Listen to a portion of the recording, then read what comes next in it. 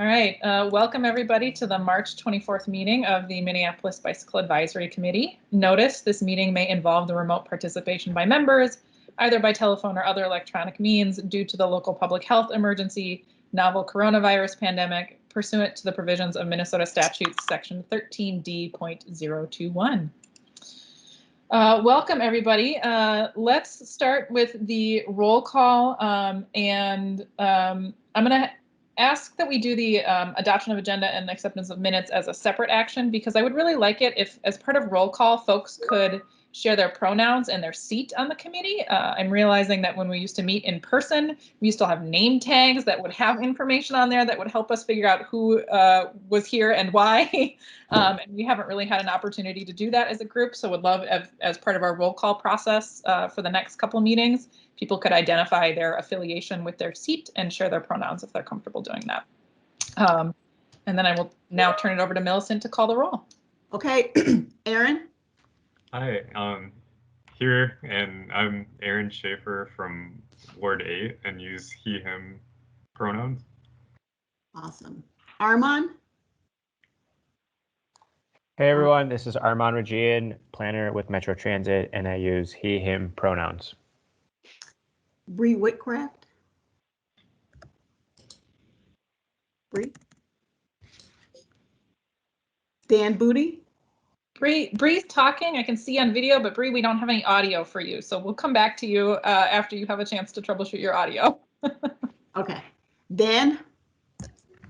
Dan Booty, MPD liaison. I use he, him pronouns. Dan Miller. Dan Miller, Ward 1, he, him. Anna Newman. Deanna. She's not here. Okay. Alyssa. Alyssa Shuffman, Ward 9, she, her, hers. Georgiana. Georgiana. Greg Souter. Greg.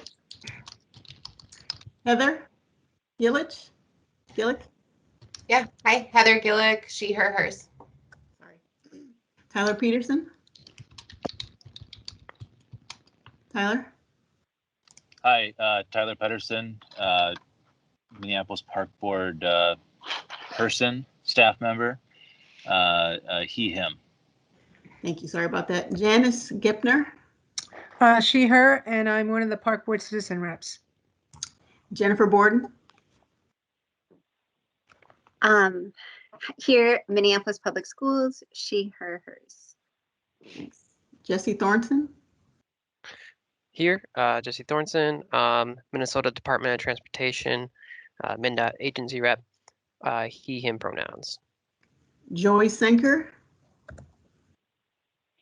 Joey. John Barabs. John Barbs, Move Minneapolis, and he, him. Jordan Kosak. Jordan. Hi, Jordan Kosak, Hennepin County rep, he, him. Cadence Novak. Here I use they, them pronouns, and I am one of the 3 Park Board appointees. Kyle Larson. Hi, Kyle Larson, he, him. I'm also a Minneapolis Park Board citizen rep. Marty Grimes. Hi, Marty Grimes, Ward 4, and I'm she, her. Matthew Hendricks. Hi, Matthew Hendricks from Ward 6, and I use he, him pronouns. Maya Sheik. Hi, Maya Sheik, Ward 11. I use she, her pronouns. Thanks. Philip Music. Philip Music, Ward 2, BAC Vice Chair, he, him. Robin Garwood. Robin Garwood, I am the council's rep. I work for council member Cam Gordon. I use he, him pronouns. Samuel Ferg. Samuel.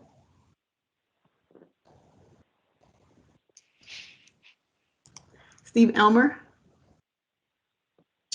Hi, I'm Steve Elmer, he, him pronouns. I represent Met Council, Long Range Transportation Planning. Wes Durham. West Durham, he, him, Minneapolis Community Planning and Economic Development. Matthew Deardahl, Present, he, him, Bicycle Pedestrian Coordinator, Public Works, Minneapolis. Chris Kartheiser, Hi, Chris Kartheiser, he, him, Minneapolis Public Works. me, Millicent Flowers, she, her, Minneapolis Public Works. And I'll go back up to Bree. Are you there? Yeah, hi, I'm Marie Woodcraft. I am the chair of the subcommittee for 5Es, and I use she, her pronouns. Thanks. Wonderful. Anybody there that I didn't call?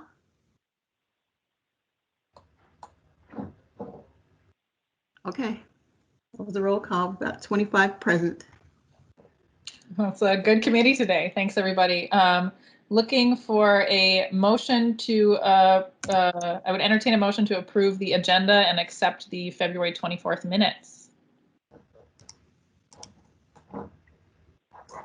I would so move. Philip? I'll second. Dan? Thanks. Okay, we'll vote on it. Any discussion or amendments to the minutes?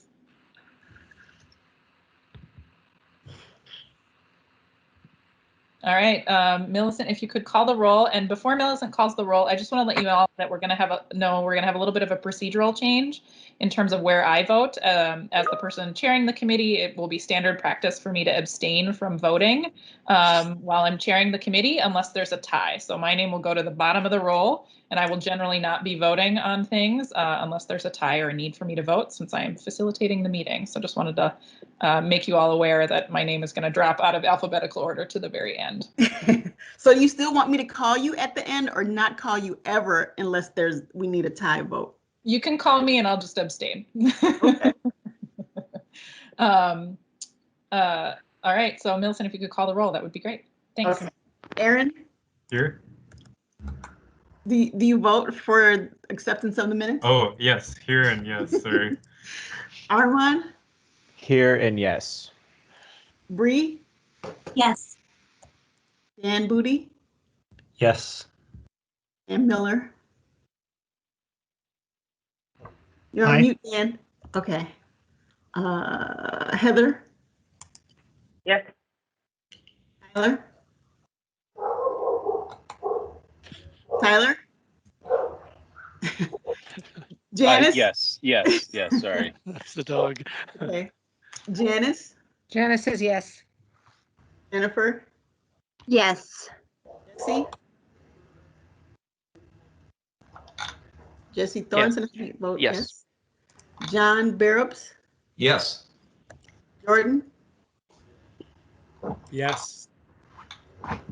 Aidens? I need to know. Yes.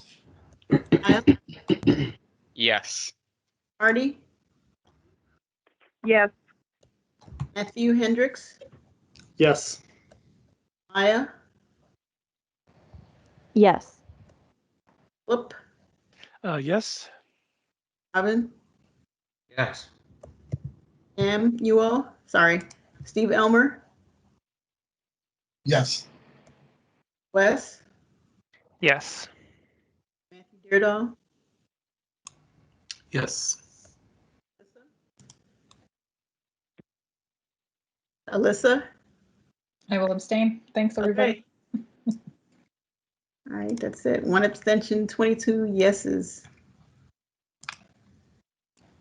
Awesome.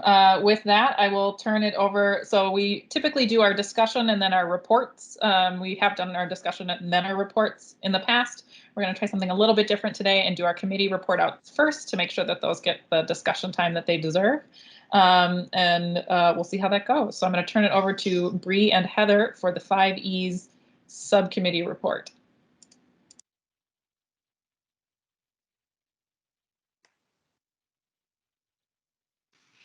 Hi, everyone. So I apologize ahead of time. I have been not really participating in the world the past week. As probably most of you know, there was a mass shooting in Atlanta of 6 Asian women, and it is very difficult to function in this world as a woman of color sometimes.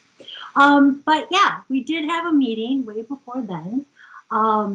And the first part of the 5 E's, that was the first meeting that Heather and I were running. And we had Ethan Foley come and talk about the street design guide, which is a big website that the city came out with a lot of information. So it is interesting to go through. And yeah, Ethan did a thorough job of explaining how that website works. Then Alyssa was kind enough to report on last year and what happened. And that went really smoothly. And then poor Chris, we didn't give him a lot of time to go over the CIP resolution for the prep, but I know in the executive committee that was talked about, and a resolution will be coming up for the entire group today. And at the very end, Robin brought in, I forget the gentleman's name. Joe? Is it Joe? Joe. Yes. To talk about parking minimums and travel demand management, just to kind of get us all in the loop. And that was very informative, and we don't have to do anything just yet. But yeah, that's moving forward.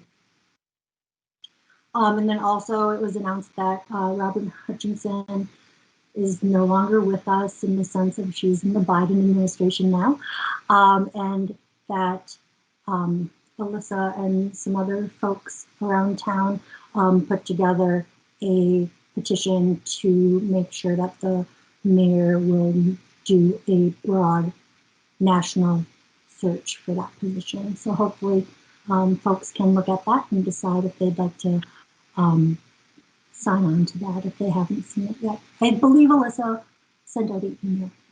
So that was the meeting, and just a heads up for folks. Heather and I will be sending out a survey to everyone on the BAC, just so we can learn more about where people are at in the 5 E's and what, if you want to participate in that. So that will be coming out. It's just like a 15-20 minute survey, and it'd be very helpful to us if you can participate in that. And last thing is that we have decided to make the meeting 2 hours long, just because it seems like there's a lot of information, and because we're all online, it just takes longer, and we're going over pretty regularly. So I just want to be respectful of people's time and actually present it in a way that is more realistic. And I'll try to, get everything moving forward.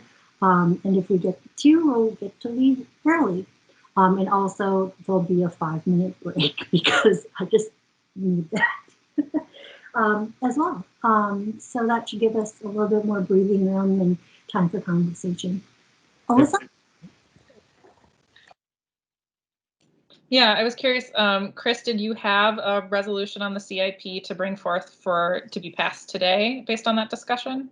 Yeah, well, so a couple things. First, just really quickly on the 2-hour thing, just a little bit of context of, it's been pretty normal that subcommittees, there's an option to go to 2 hours. So I just want to kind of let folks know that that's not out of the realm of what's been done. And this is more just to kind of, as Bree said, communicate more fairly to you all about the time that we'll be taking for those. And then, yeah, as far as the resolution, I think actually technically a member should move that. I can't move it as staff, but Millicent, I believe, included that in the most recent Gov delivery that was sent out. And so if somebody wants to move that, then we can pull that up and edit as if needed. And just for clarification, whoever moves this does need to read it aloud for access reasons for folks who are calling into the meeting. I used to do this when I was. You should have waited till somebody moved it to say that. But Oh, I would do it. This is Philip. Can you enlarge the, can you enlarge it on screen? Resolution on public works CIPs. The Minneapolis Bike Advisory Committee joins the City of Minneapolis in envisioning a future where people of all ages and abilities can easily walk, roll, bike, or use transit as they navigate the city. Minneapolis has a host of policies, plans, and declarations: Complete Streets, Climate Action Plan, Vision Zero, Minneapolis 2040, Climate Emergency Declaration, ADA Transition Plan, and the predecessors of the Transportation Action Plan that have been routinely ignored or deprioritized in favor of the status quo. This is incredibly damaging, given that the infrastructure we fund and build now will shape how people get around for decades to come. To achieve our goals, city streets need to be rapidly and urgently restructured so that cars have minimal access to the right-of-way, with significant investments in people walking, rolling, biking, and using transit, and begin to undo decades of investment in car-only and car primary infrastructure. 10 years from now, the city must have already accomplished a massive shift in how we approach transportation to meet our climate goals. Every year we delay makes the coming necessary transition more abrupt and more difficult. It makes our climate less stable. Proposed transportation investments from public works should only be for programs that radically improve conditions for people walking, rolling, biking, and using transit. And all investments should aggressively reduce vehicle miles traveled, VMT. The 2021-26 CBR requests for street paving alone were 553 million, an average of 92 million a year. This is an increase of 50% over the average annual request of 65 million from the last cycle. At a time when we urgently need to be minimizing investments in car-focused infrastructure and decreasing driving, Public Works is proposing sinking even more money into cars. Disappointingly, the dedicated funding for bicycle and pedestrian-related programming continues to be a small fraction of the level of paving funding, with only 49 million in funding proposed. While some resurfacing and reconstruction projects included biking and walking elements, this misalignment in proposed projects is a decided investment in the status quo and will not result in the changes people in our city need. To that end, the Minneapolis Bike Advisory Committee makes the following recommendations to Minneapolis Public Works regarding the 2022-27 capital improvements program. First, create and propose 2022-2027 capital budget requests. Create and propose these requests to fund the entire Transportation Action Plan in the next 10 years. We understand the entire plan is fiscally unconstrained and likely to need matching funds from other jurisdictions. However, Minneapolis cannot afford to wait to secure funding to begin aggressively implementing the vision outlined in TAP, and must lead by example with this commitment. Even waiting one budget cycle is too late. Because neighborhood greenways are visionary examples that also directly contribute to VMT reduction and help people understand the benefits of people-centered street design, we ask the city to prioritize creating and proposing 2022-27 capital budget requests to fund all neighborhood greenways and bikeways on the All Ages and Abilities Network identified in the TAP in the next 5 years. This includes making significant increases to proposed funding amounts for pedestrian and bicycle specific capital programs, including safe routes to school, defective hazardous sidewalks, sidewalk gaps, pedestrian street lighting corridors, pedestrian safety program, and protected bikeways. Create and propose a 2022-27 capital budget request to fund transit improvements. Create and propose a 22-27 capital budget request to fund evaluation-based spot improvements and infrastructure adjustments to remedy gaps in recent capital projects. In keeping with the intention of the TAP, only implement reconstruction projects that include a design that represents significant improvements for walking, rolling, biking, and transit use. Ensure parkway paving programs include more options for bicycle and pedestrian enhancements, not just street repaving, and add flexibility to add enhancements. Consider safety-oriented street modifications that leave existing curb and gutter structures in place, which would create a cost-effective option for improving resurfacing projects through curb bump outs and other safety treatments. Ensure all pavement projects that seek federal funds through the Met Council's 22 regional solicitation process meet the above criteria. Construct all unprogrammed protected bike lanes identified in the Protected Bikeway Plan on City Minneapolis streets, including Grant Street, Oak Street, 9th Street South, 10th Street South, 1st Avenue South, Blaisdell Avenue South, Dunwoody Boulevard, Hennepin Avenue, and Loring Bikeway Gap. defund capital expenses related to the Minneapolis Police Department. In view of the City Council's intent to amend the city charter on the 21 budget ballot regarding policing and community safety, CLIC recommends that a pause be placed on all investments.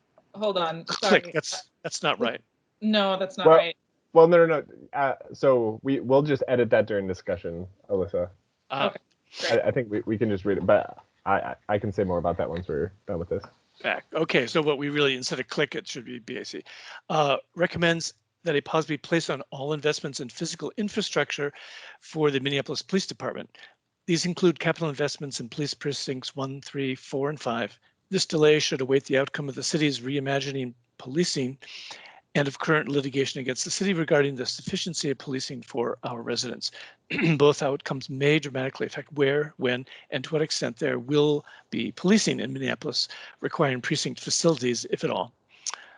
Other defund items 2020 through 2024 CBRs. CBRs are Our capital budget requests. Oh, capital, yeah, okay, right, yeah. Capital budget request CBRs of 1.07 billion, 2021 through 2026 CBRs of 1.41 billion. Two more paragraphs. We also encourage Public Works to explore scope changes for existing projects funded through the regional solicitation in order to align these projects so that people walking, rolling, biking, and using transit are fully prioritized, especially given that these shifts will not affect many key considerations of the projects. Lastly, the city's current capital budget process is currently opaque and confusing, effectively limiting public engagement to the most highly involved residents and favoring those with the most financial and temporal resources. BAC recommends that the city and its departments explore improved engagement mechanisms, especially looking to other cities who use participatory budgeting as a form of early and inclusive engagement of Minneapolis residents in the development of capital budget requests. Thus endeth the reading.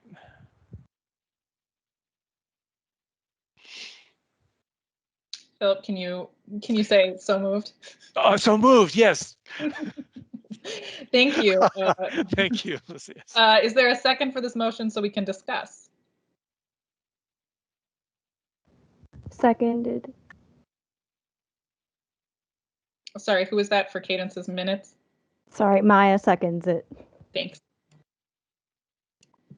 All right, discussion, and as we launch into discussion, I want to invite the 5Es co-chairs as probably the folks who have looked at this previously to kick us off in the conversation.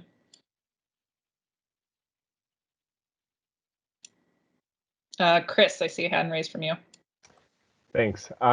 So yeah, I just wanted to explain some of the thought process behind how we were planning to bring this forward. So as you can see, specifically for the defund bullet, there's some language there that actually comes from a CLIC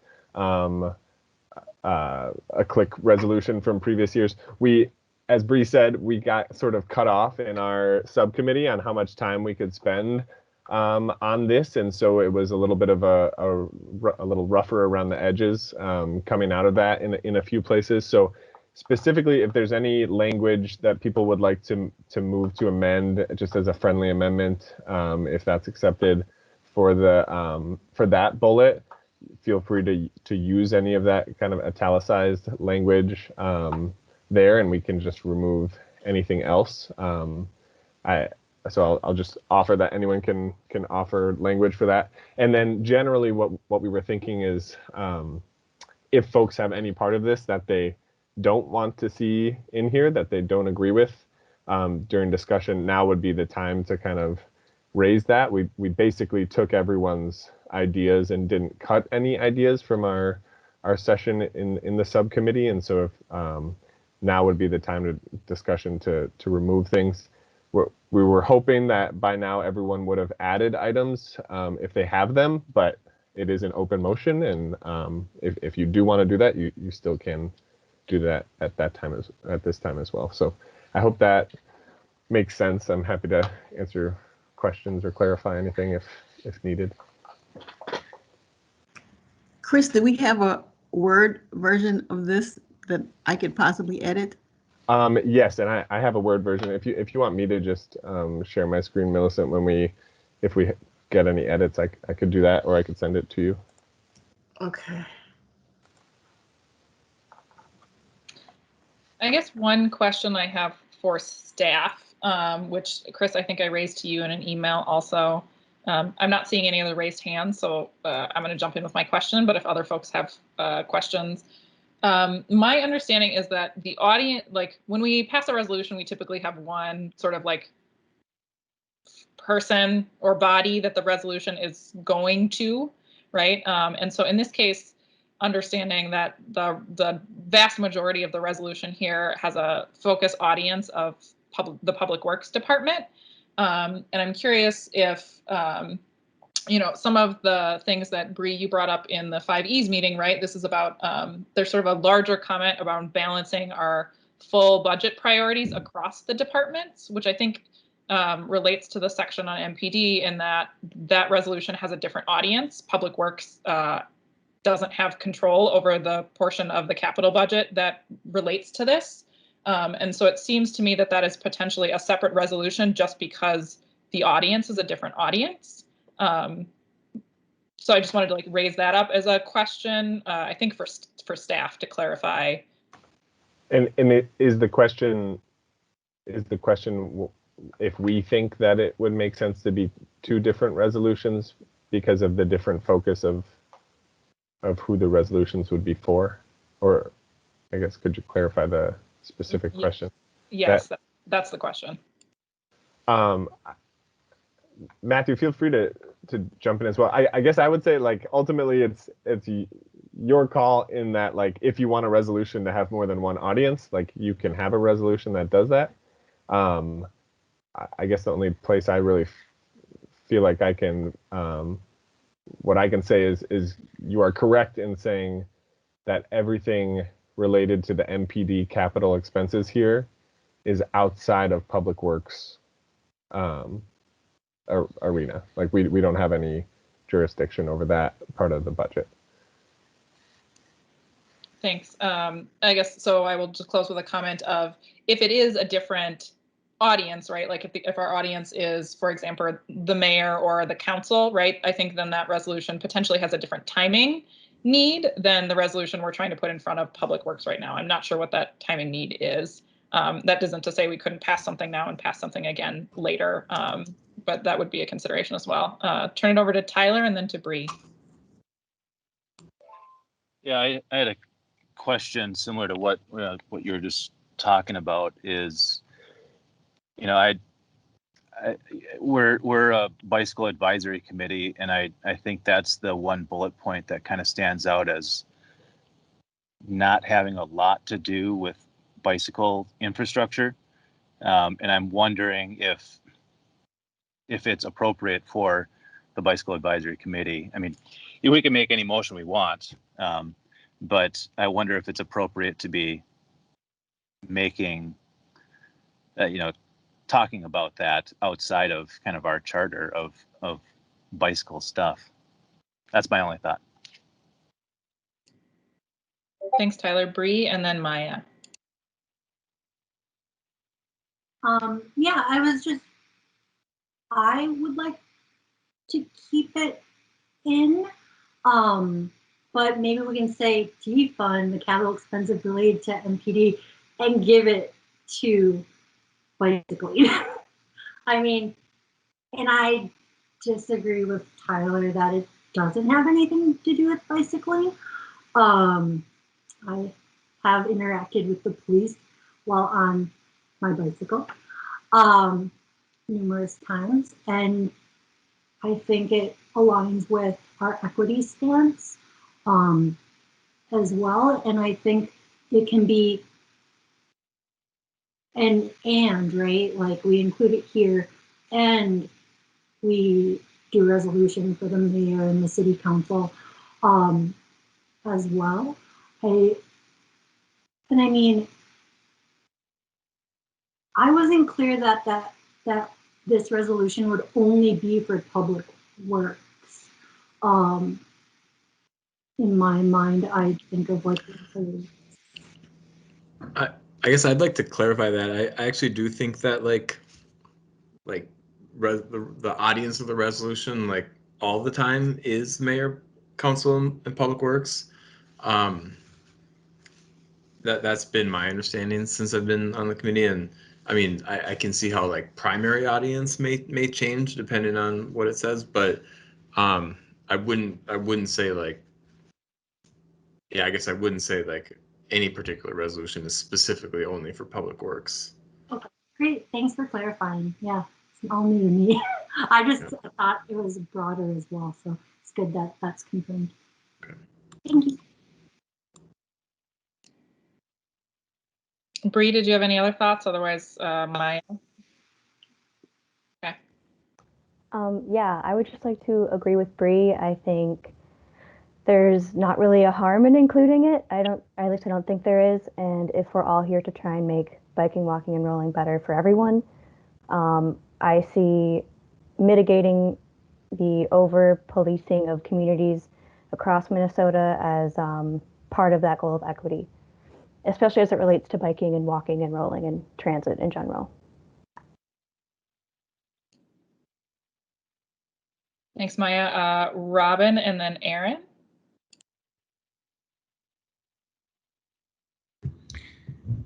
So most of the rest of it is talking about the kinds of, so just like the way that the capital program works is that the departments come up with these CBRs, these capital budget requests, and they put them forward through CLIC, the Capital Long Range Improvement Committee, and then it gets into the mayor's proposed capital budget, and then that gets voted on by the council.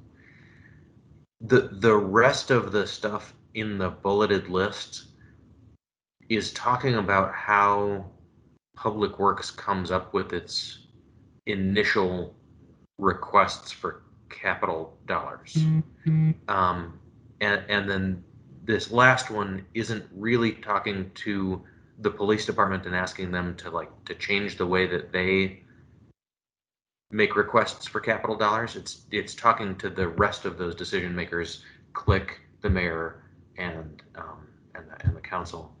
So at least separating it out from the rest of the list, I think would just make the whole thing more legible, because it's like if I'm somebody in Public Works, the first vast majority of the list says change how you ask for capital, and then the last thing on the list says to other actors change who you give the capital to at the end of the process after all the CBRs have come in. So at least I think we need to be clear that we understand that those are different things and that we're asking different actors in the system for something. Robin, can you clarify, are you suggesting that that gets pulled out and put in as a paragraph near the end, or are you suggesting, is that what you're suggesting? That would be one way to do it, or we could come up with a different bulleted list that's more specifically targeted just to MPD type stuff. I mean, so there's a lot of stuff that the city spends capital on that's not transportation related. We're spending all kinds of money on like sewer pipes and water pipes and stuff like that. And so up until that point, we've treated the amount of money that we're spending on transportation as kind of one big pie. And we've said to Public Works, change what you're doing with that pie. And then in the last few bullets about the MPD, we're like, oh, and this other part of the pie over here is important to us too. And you should just put all that into transportation. And it's just, it comes across in a confusing way. I'm not sure exactly what the right structural fix is, but having it all kind of glommed together, I think it makes it more confusing.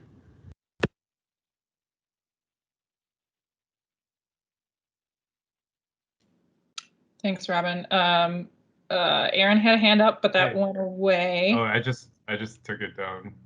But I was gonna say something. Robin I think more eloquently said what I was kind of thinking, but that line caught my attention reading it until hearing the last couple of people.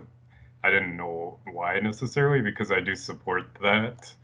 But what I was thinking to kind of bridge what Tyler was saying and what some other people were saying would be to maybe move it to another separate paragraph and restate that as more of like a, like what I wrote just as kind of a mock-up of words was should reallocation of funding for MPD take place, allocate some of those dollars toward non-motorized transportation and achieving stated goals of the transportation action plan, and have that be your new like start of that paragraph, and then maybe have some of those other sub bullets under that.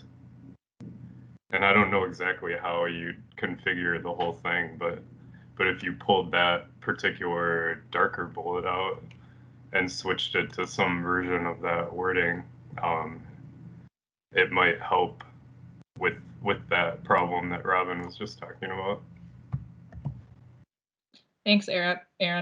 Philip, and then I'm going to make some suggestions about how we move forward because we're 40 minutes into the meeting on our first motion. Yeah, I don't know how a long resolution gets viewed by Public Works, but I'm just wondering, or I would raise the question of, would it be useful to say, sort of pick our, like, at the very least, like if you do nothing else. And for me, I was looking at fund all the TAP proposed bikeways, greenways in 5 years.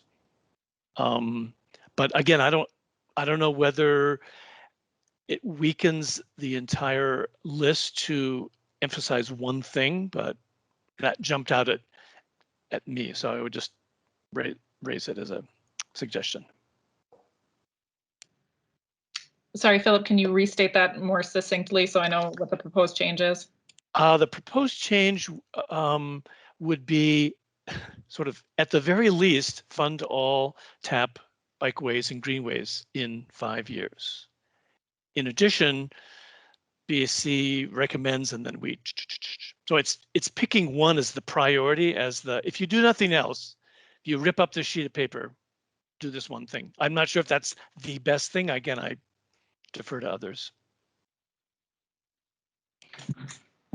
Thanks, Philip. And then Chris, let me ask you before we dive into discussion, it's pretty important that we pass this resolution today. There's a timing, right? There's a timing concern with passing the resolution in March because of when Public Works bring forth their CBRs. Yes, we should pass this today. Okay, so I think what I would propose is, Philip, if you have a specific way that you would suggest we amend this first section, moving that forward, and then to Robin's point about how do we differentiate between comments that are about the list of things we want Public Works to do versus the list of things we want Council to do. I've sent some draft framing over email to Millicent and or Chris, that if you could maybe share via email, if you could maybe share the screen and I could read that. I would suggest that we pass the other thing as a separate motion so that that's very clear. I don't think it in any way hurts what we're asking for to separate those two things, and in fact could, to Robin's point, strengthen our case on both of them. Sorry, can you say again what you'd like either Millicent or I to do? I just sent you an email with some proposed draft emotion language that I would like to read aloud and then have one of you bring up on the screen. Okay, sounds good.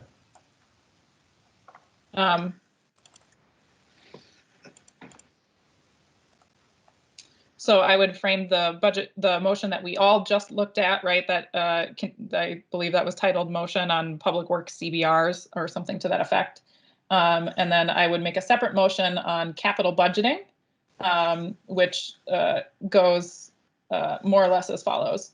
We need to build a city where everyone can thrive. Transportation is a major component of that, but with a limited capital resource pool, we need to be deliberate about where we put the money. This is especially true with the demands of the Transportation Action Plan, which are fiscally unconstrained and right now pretty much completely unfunded. We're also going to see more demands on essential sewer and stormwater infrastructure, which is really important not only for our survival, but to people walking and biking, especially in winter when drains don't drain, sidewalks and streets get covered in ice or deep water. We have to put our resources here in walking, biking, and transportation, and not in decades-lasting infrastructure for cars or police that we can't afford to be relying on because of climate and racial justice. We all want a city where we can get around safely, affordably, sustainably. The capital resources we put into our public realm affect the experience of people as they get around. And then I would append anything from that original paragraph in the motion that we already read aloud. So that's a proposed path forward, and would love to hear what the 5Es chairs think of that. And I think maybe there's a hand raised. I'm sorry, I'm clicking back and forth here.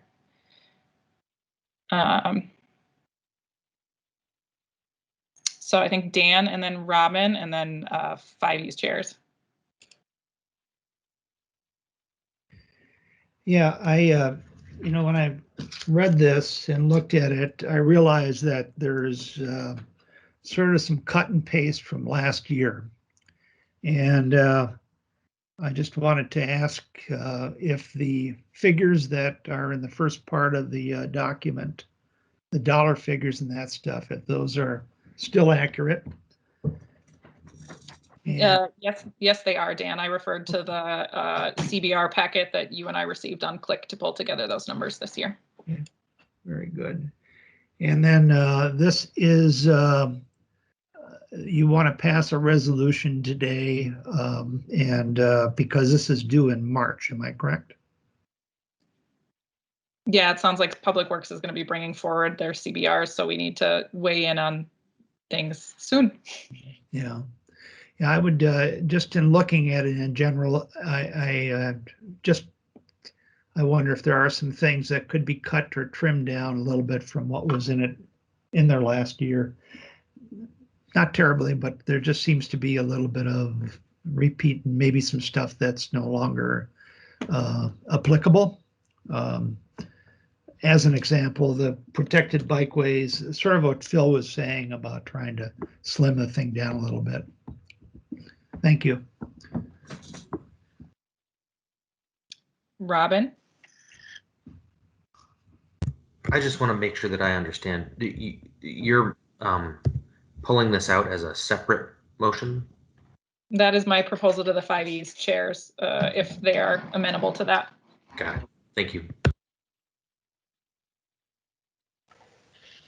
And just to clarify, maybe I have the process wrong, but I think since we have a standing motion on the table that Philip moved, I think we need to handle that first motion. And so I think basically in part of the discussion right now, Alyssa, what you would be suggesting is that after, like, if we strike the whatever we do with the first motion that's on the table, we need to figure that out now. And I think what you're suggesting is that we strike the MPD portion from that first motion and propose that then the next motion would be the one you just read with the language from that first motion would be kind of appended to that. Just functionally, I think yes, that's how it would work. Okay, so yep. Strike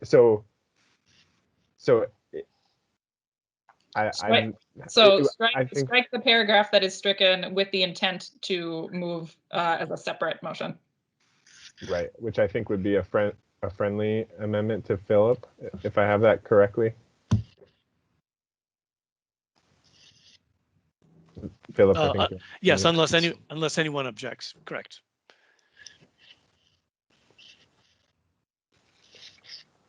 So I'm going to go back to showing the motion on the table then, because I do think that we should close that out first, and then we would move that. We could move that second motion that Alyssa's kind of packaging in the discussion portion here.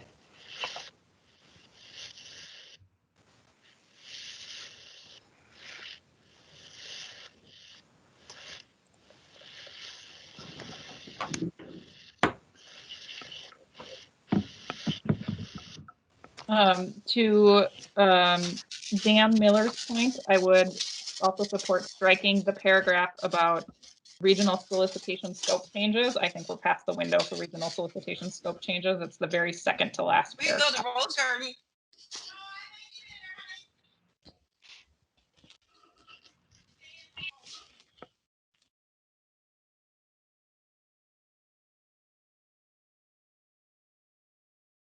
Yeah, So yeah, I would say, yeah, I mean, we could come back at a later meeting to talk about, since these regional solicitations, they happen every year, don't they, from Met Council? They're biannual now. Okay, yeah. Deal with those separately. So striking the paragraph that starts with "we also encourage." Correct. And that again would be a friendly amendment to Philip, and if anyone has anything to say about that.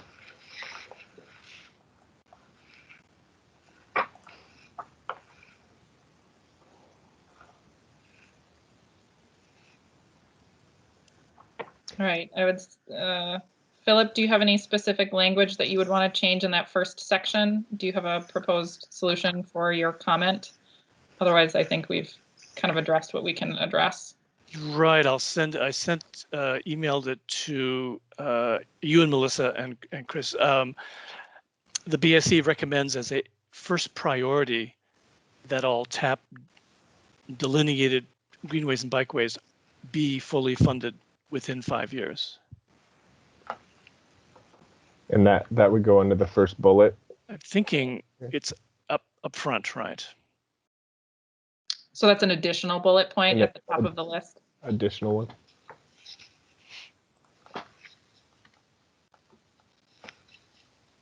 Can you read that aloud so I can? Yeah, let's see. I know I was changing it as I was thinking about it here. Recommends as a first priority that all transportation action plan delineated, if that's the right word, greenways and bikeways be fully funded within 5 years.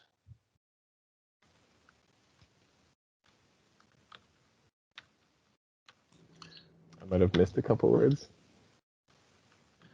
So I just have a clarification in my mind. So you're basically saying the full AAA network in 5 years versus 10, which is essentially the goal. I just want to be clear. That's what that. Let me jump in. I'm sorry. So that's that, and then I'm going to reread bullet point 2, which I think is maybe either duplicative and should be struck, or maybe could replace that as a primary bullet point. So it says, because neighborhood greenways are visionary examples that also directly contribute to VMT reduction and help people understand the benefits of people-centered street design, we ask the city to prioritize creating and proposing 2022 to 7 CBRs to fund all neighborhood greenways and bikeways on the All Ages and Abilities Network identified in the TAP in the next 5 years. So potentially those two comments could come together as a single comment. Yes. Yeah. Sure. Yeah.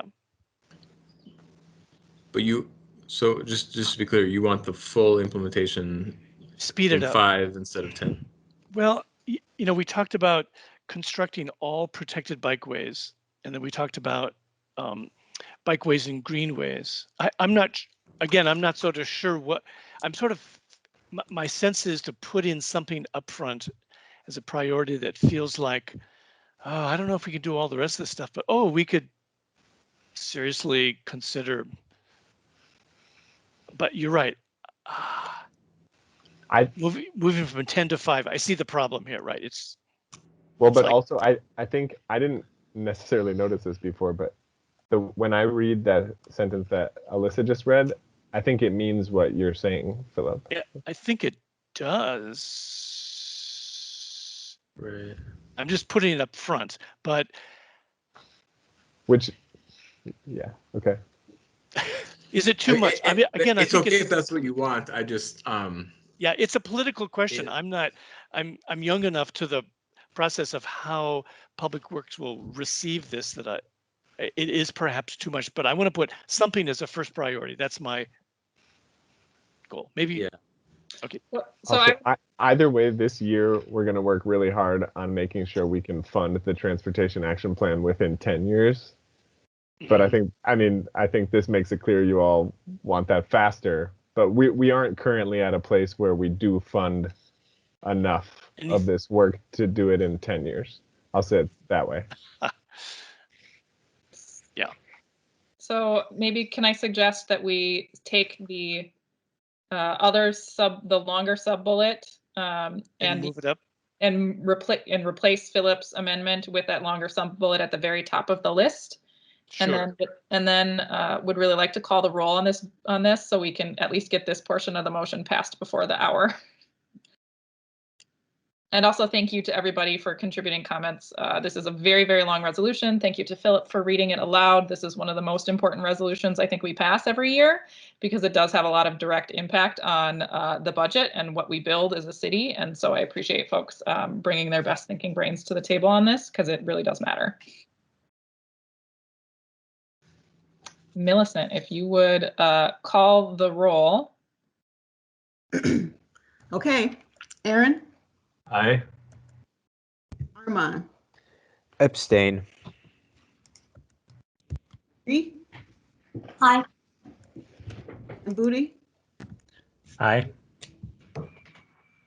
Miller, Aye.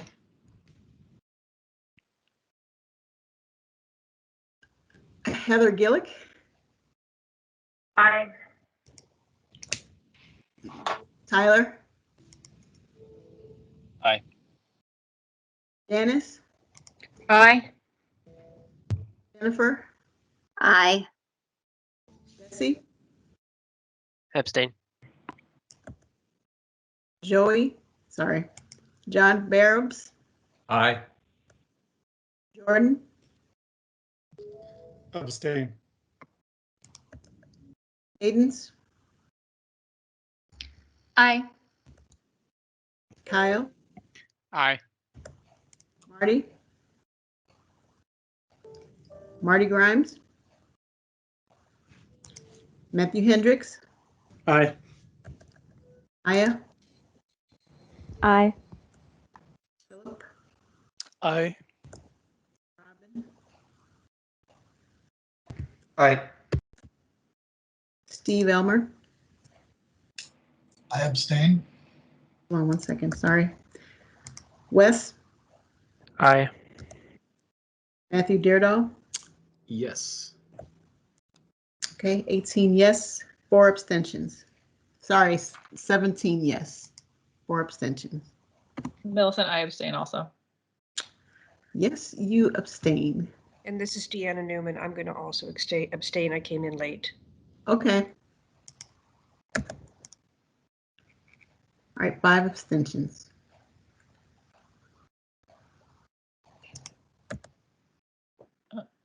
Chris, do you want to bring up the secondary motion now? And I would suggest that it's still in pretty draft stage, and so let's see. I just took notes and sent those, and so would support somebody making that motion and also sort of editing as they verbally make the motion, because there's some, I don't know exactly what the procedure should be around this because it needs some pretty heavy editing. Would it make sense, rather than to try to do this in real time, to maybe send this draft motion to a committee member, like to come back to it later in our agenda? I'm not, want to make good use of our time. If it's not like substance and you just want me to kind of read through and like grammatically clean it up, I can try and do that quickly, and we can come back to it if that's what you're asking. That's what I'm asking. Okay, yeah, I can do that, and I'll just let you know when it's ready by typing something in the chat. That would be great. So I would say let's move on, and I'm sorry, seeing some hands. Dan and Bree, do you have comments or thoughts? Just a thought. I was wondering if this is on the same time frame as the document that's going to Public Works, or if it's something that can be put on a different time track and perhaps have a little more thought put to it. Bree? Chris, I can take a look too. I think that some of what Alyssa included in there was said earlier in the resolution, so we can just make it a bit snappier at the end and just have one paragraph. Okay, great. Do you want to like take a look at it outside of this meeting and bring it back later? Is that kind of what you're saying, or right now did you want to look at it? Yeah, I can just do it as I'm listening to everything. Okay. Cool. Great, thanks. Yeah, thanks, Bree. I appreciate that. So we will transition over to the engineering subcommittee report, and then Bree, if you would let us know in the chat sort of when you're ready. I'm hoping we'll just do the entire engineering subcommittee report and then plug this in before discussion on other items. Do we have a resolution about parking minimums and TDM? I believe. Oh, that's a great question. Robin, I think was the discussion leader on that?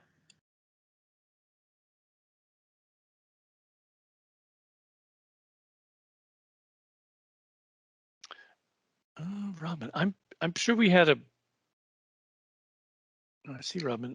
There was I think a TDM motion enclosed in the there a document that was sent to us with the meeting notice that said draft resolutions, and there was a TDM resolution that was the last one on that list.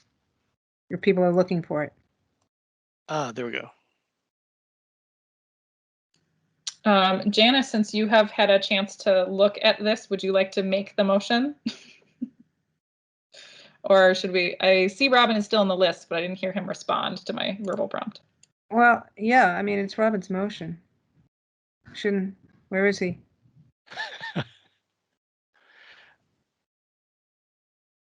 Well, in the absence of Robin, I would move this motion. Entertain any questions, discussion, and vote. So, a second. Philip, as with the previous motion, we do have to read them all aloud. All right. Okay, TDM parking. The Minneapolis Bicycle Advisory Committee strongly supports the Parking, Loading, and Mobility Zoning Code text amendment. Specifically, the BAC strongly supports many of the details of the policy as proposed, removing vehicle parking minimums, reducing vehicle parking maximums, increasing bicycle parking minimums, increasing the required provision of bicycle storage, lockers, and shower facilities, and creating a travel demand management regulatory system that will incentivize what we actually want, which is reducing trips by car, period. So moved. Is there a second? Dan Booty, second. Discussion. And I should add, this is a follow-up. So we did review, we did have a presentation from Joe at 5Es last month. That was a follow-up presentation to a conversation he brought to us a couple months ago. So this is getting near the end of its cycle and is, I think, going to the Planning Commission in about sometime within the month. Dan Miller? Yeah, just the abbreviation. What does TDM stand for, and is it worth us, spelling that out on the top? Yes, sure. So that stands for Transit Demand Management. And I think we could say that, transit demand management. No, isn't it travel demand? Isn't it travel demand management? Oh, yes, thank you. Travel, yeah.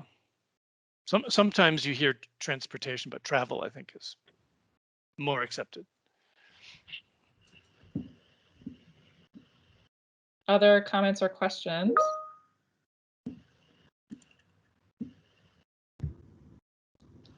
All right. Sorry, I wasn't here to read it.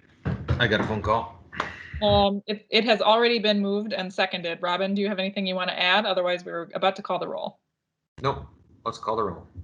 Millicent.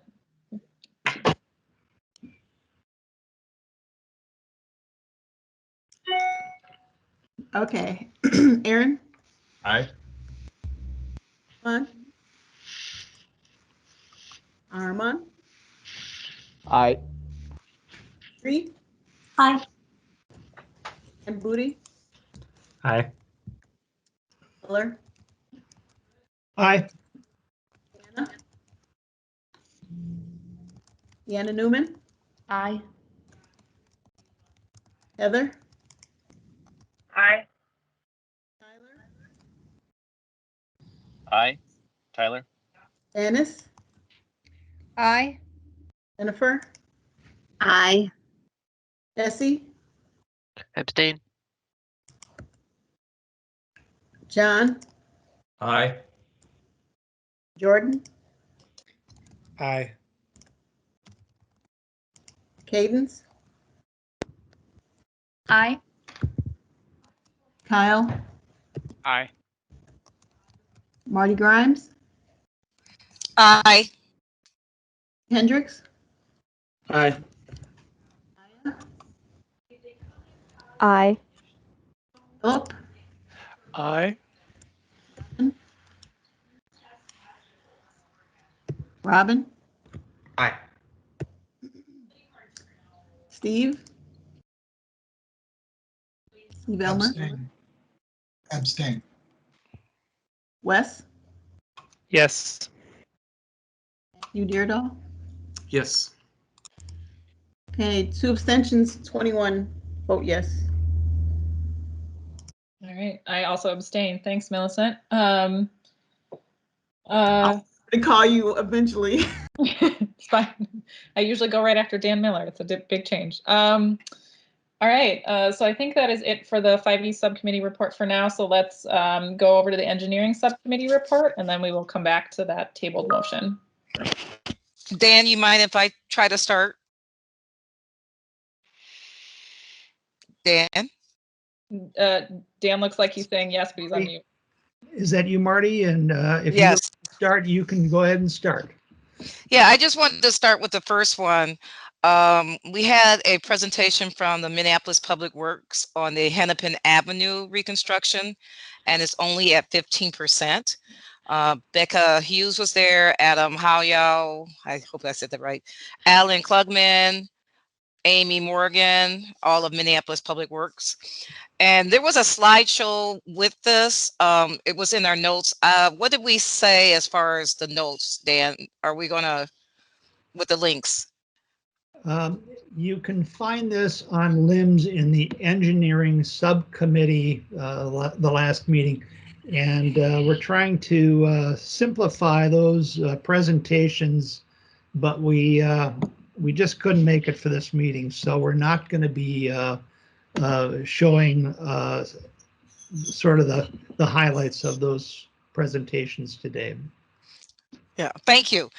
So we were basically given two options, and anybody that was at the meeting, please chime in.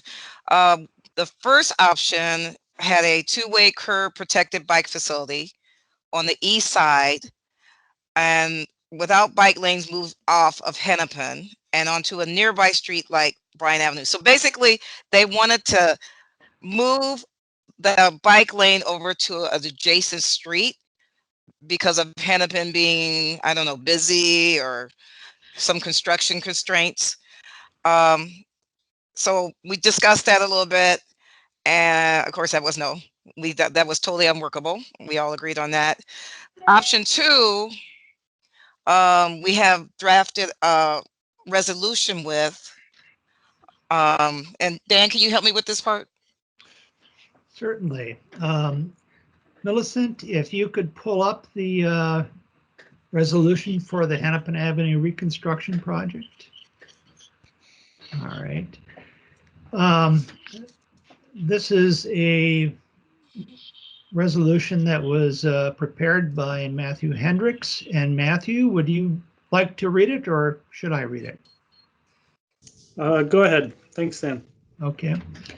Hennepin Avenue South. The Minneapolis Bicycle Advisory Committee supports option 1 for the Hennepin Avenue reconstruction, including a physically protected bikeway continuously from Lake Street to Franklin. The BAC would oppose option 2 or leaving any section of Hennepin without a protected bikeway.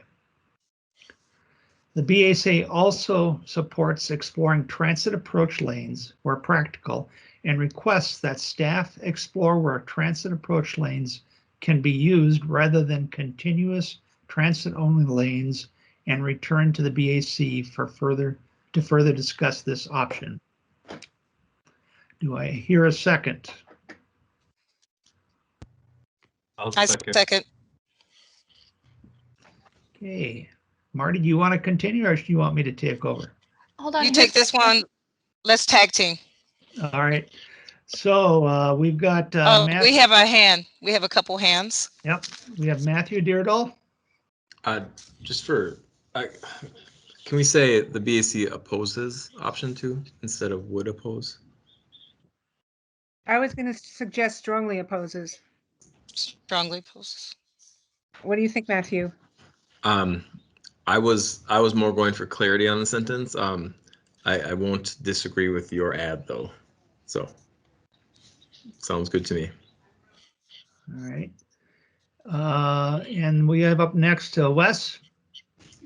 I have some concern about this second portion on transit approach lanes, and we didn't really get to discuss it in depth in the engineering meeting, but to me, this seems like something that would be harming, and I understand the intent of it that was explained in the engineering subcommittee of shorter crossing space for pedestrians and that kind of thing, creating a safer environment, but it seems to be coming off that we are supporting the weakening, as I understand it, of what is like the biggest kind of space that we've dedicated to that we're going to have dedicated to transit in the city. So I have some pretty strong reservations about this this section.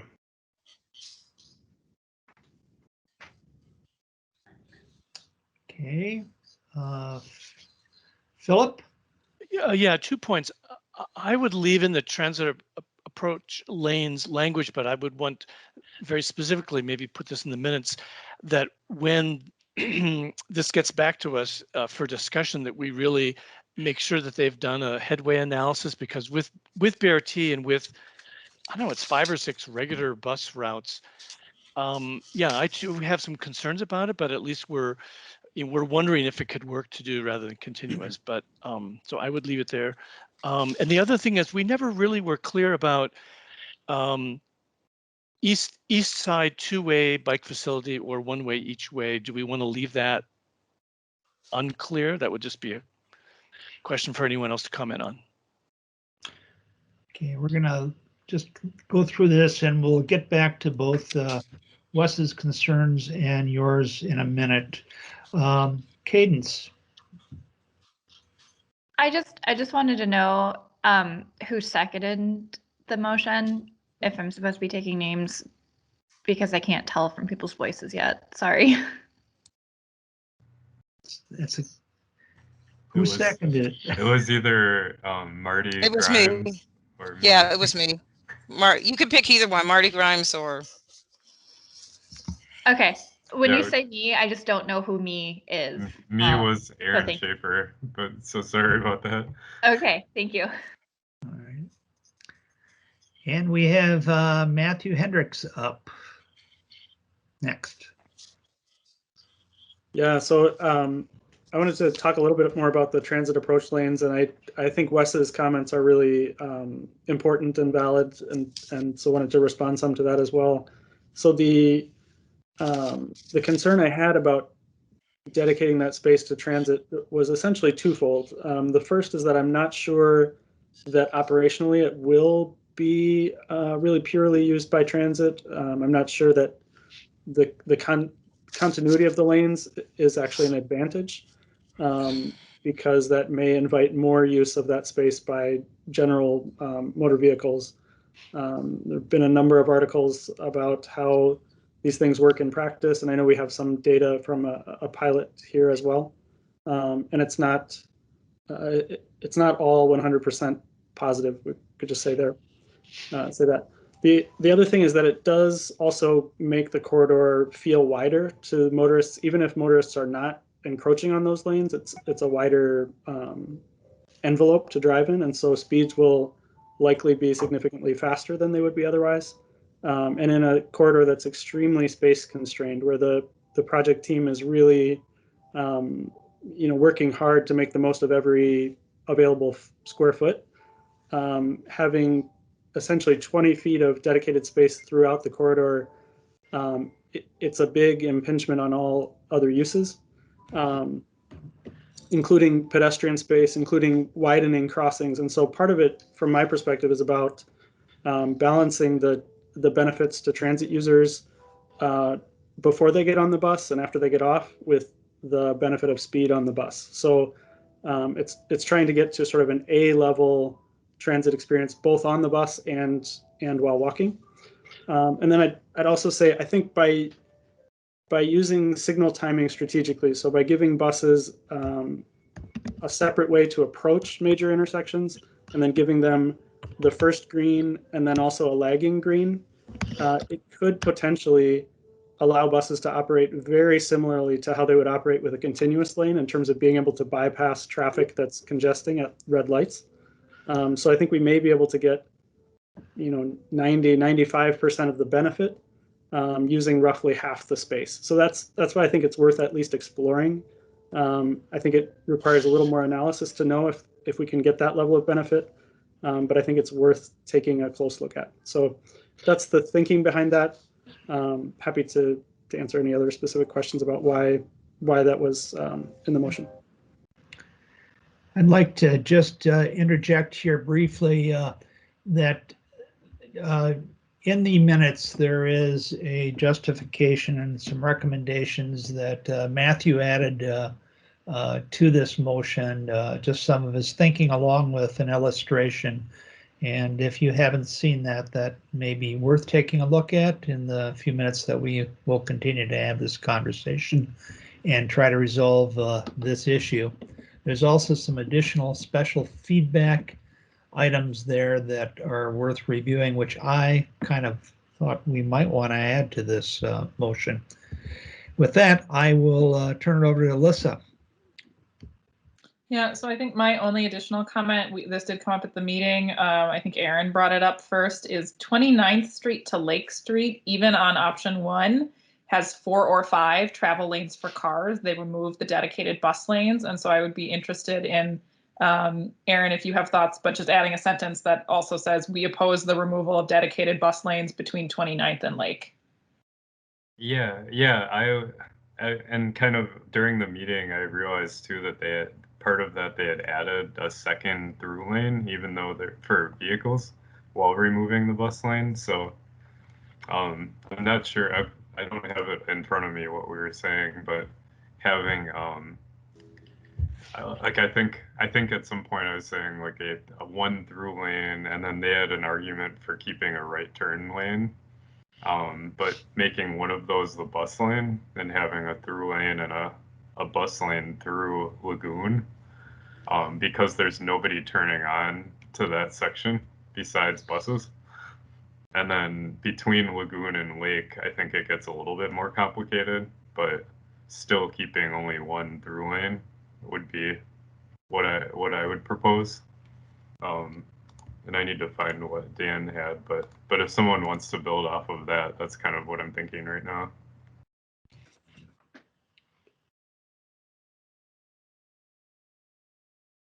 Okay, this is a question to Matthew Deardahl. Just how time sensitive is a resolution on this? It feels important. I don't think things are moving slowly. So yeah, it feels important. Is it important to pass today is what I'm trying to say. Correct. Yep. I feel like it's important for that purpose. Okay. I feel like it's important because, there's a decision kind of, I mean, not explicitly like when that is going to be made, but, right now Public Works is wrestling with the options and we're moving towards a layout, so it's not like urgent. It's not like a major decision is going to happen in the next month, but it feels helpful. All right. So I'd like to ask if I could read to the group or show to the group the additional special feedback items, which may help with this second paragraph and may be important to include into the resolution. And I'm wondering if you could pull that up on the screen, Millicent. Can you explain a little bit where I'm supposed to find this? You'll find it in the engineering subcommittee minutes. And it will start on the second page at the end, just after the illustration. Give me a minute.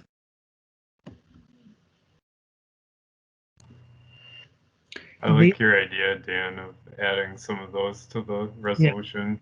Yeah. I think it rounded out some of the items that were on there, and they're nice bullet points that the group brought up during the meeting.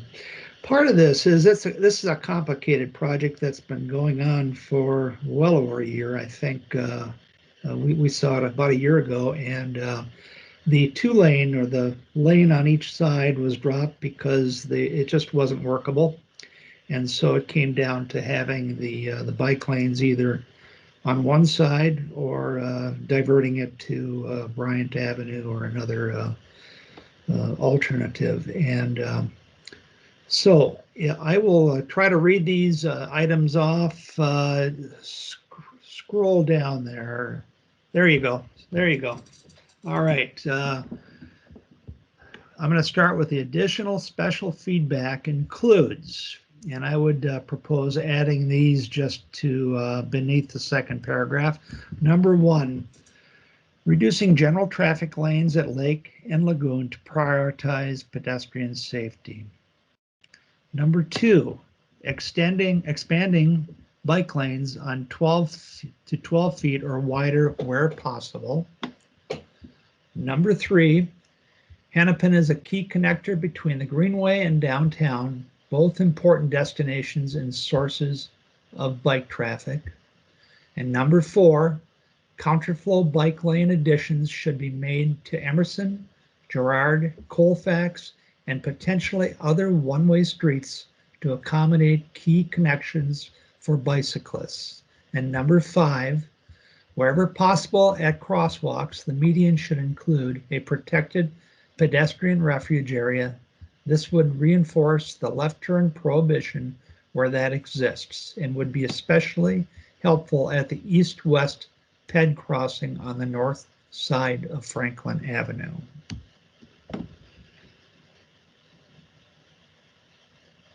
So I'm not quite sure how to do this, but I'm going to just move that this be included in the motion and see if that's, gosh, can I do that, Alyssa?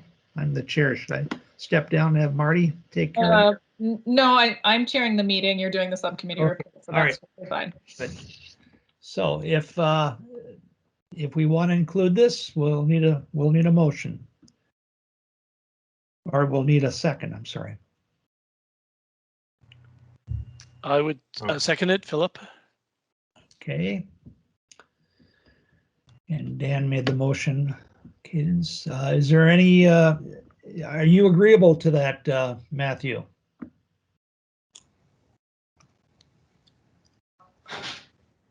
I think Matthew Hendricks, you're referring to? Yes, I am. All right.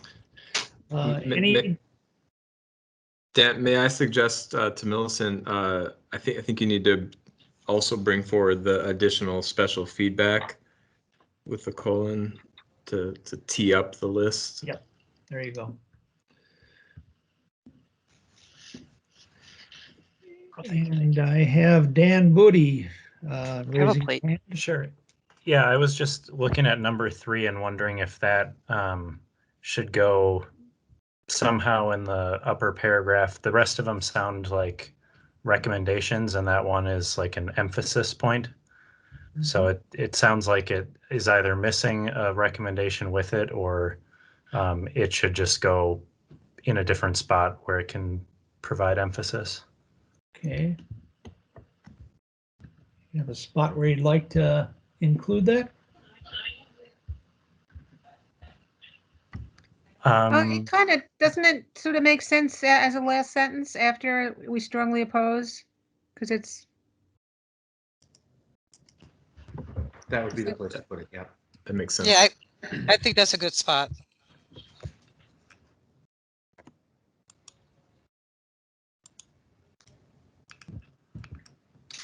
So I see Deanna has a hand raised, and then I think, Dan, we probably need to call the motion so that we have time to get to the other resolutions. Very good. Deanna? Yeah, I've been hearing a lot of chatter this past weekend about the loss of parking spaces along here, along Hennepin, and the businesses are up in arms a bit. And I was wondering if we should put in a line kind of similar to the one we just did that basically says that Bryant is not an alternative to Hennepin, which is kind of what their recommendation was if we take the bike path off of Hennepin. Just as a way to strengthen why it is we would oppose option 2. Not that option 2 actually left the parking spaces, by the way. It didn't leave the parking spaces, but I can see that as they begin to look at the competing interests along Hennepin, that there would be some motivation to not have the bike lane at all on this road. Deanna, I appreciate that sentence and may also add to it that as we say, Bryant is not an alternative to transportation. I would like to note why, which is it is also identified on the AAA network. So it's a route that we intend to be, a bikeway anyway, regardless of what we do on Hennepin. So I believe the suggestion was at the end of the second paragraph around, end of that paragraph was to say what Bryant Avenue is not a viable alternative to putting a bike path on Hennepin. Was that the, sorry. Yeah, I think so. Just not an alternative because, I agree. Yeah. Not an alternative to Hennepin because it is also identified as a route on the AAA network in TAP. Because I guess what I want to say is like, we're not saying that there isn't going to be a bikeway on Bryant. If there is one on Hennepin, we're saying that there is and should be both. Can you say the rest of that again, Matthew? There's a AAA bikeway on TAP, in TAP, sorry. A AAA bikeway.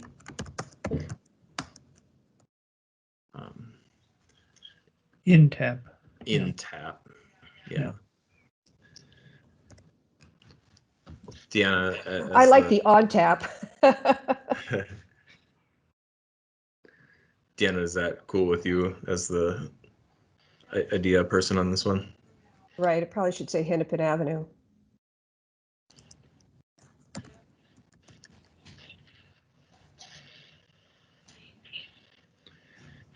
Sorry, can I add one more thing? Just because this is a point that really means a lot to me. Can we say also identified?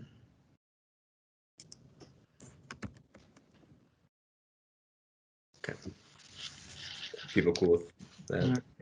I have to say that doesn't make sense to me. I mean, someone who hasn't been part of our discussions would say, oh, if it's a AAA bikeway on tap, that means it's a logical alternative. Yeah, I guess. I would just leave that out because I don't think it clarifies. I think it muddies. Okay. To your point, Janice, I think the audience is our public works staff. So I do think that they would get that. If you wanted to clarify, you could say something like it's also identified as its as a corridor in its own right or something like that in TAP. But I do think generally that the project staff probably would understand the sentence as written. You can't give me something instead that you've already promised me as well. Yeah. That's the thing. Like, I think people do think like reasonably, they're like, why here? Why not just right over there? And the point is we've said through our policy that it's not one or the other. It's both. They're both. We intend to make both of them bikeways for people of all ages and abilities. So maybe just should say is not an alternative because both are identified as triple on the. I don't. You want to add the Okay. word? Yeah. AAA bikeways. Bikeways, yeah. I like that. Wes, I see you have a hand up. Got to be really good. What is it? No more moving on. I'll be pretty quick. So I am realizing, so I'm not getting the Gov delivery emails, and there's way more in there than I realized. Apparently, I thought it was mostly on limbs, and so I hadn't worried about it the last month or two. I'm just looking for brief clarification on this transit approach lane thing, because I'm aware, I've read articles that transit-only lanes at curbside have all of these issues and that kind of thing. I read this as taking space away from transit. I'm just looking for some clarification on if there are clear and known effects on transit level of service for this transit lane approach versus the full transit lane, and whether we want that in because of that, because I'm not hearing a lot of other people react to it in the same way that I am. I wonder if, Wes, what would you think, and Matthew Hendricks, what would you think about, for the second paragraph, changing it to read, the BAC requests that staff explore transit approach lanes and report back, because I believe they're coming back to the BAC again, Dan Miller, Yes. is that correct? Yeah, so maybe we just request that they explore those and report back to us on what they found? That language change makes sense to me. Yeah, that sounds good to me too. I just don't want to be advocating for something that will negatively impact transit service on this corridor, not knowing enough about it myself personally. Yeah, that makes total sense to me. And I would never suggest this if there weren't ways to essentially counterbalance the provision of less space. But I think there may be ways to counterbalance that by giving advantages at signals. So Millicent, this change would be everything after the word lanes. That the rest of that line removed, the rest of the second line removed, and then kept where it says and return to the BAC, like keep those last 10 words or so. So it would read, the BAC requests that staff explore transit approach lanes and return to the BAC to further discuss this option. Yeah, again, this is Philip. I think that sort of a headway analysis. I mean, if we have buses every 30 seconds, if that's what they're thinking that'll happen in 5 years, then that really changes my thinking, as opposed to if we're only going to have a bus every 3 minutes. And I just don't know. I think it'll be fairly frequent, but they were not clear when they talked to us. So we just need to hear more. Sounds good. Millicent, I'm going to have you call the roll. All right, hold on one second.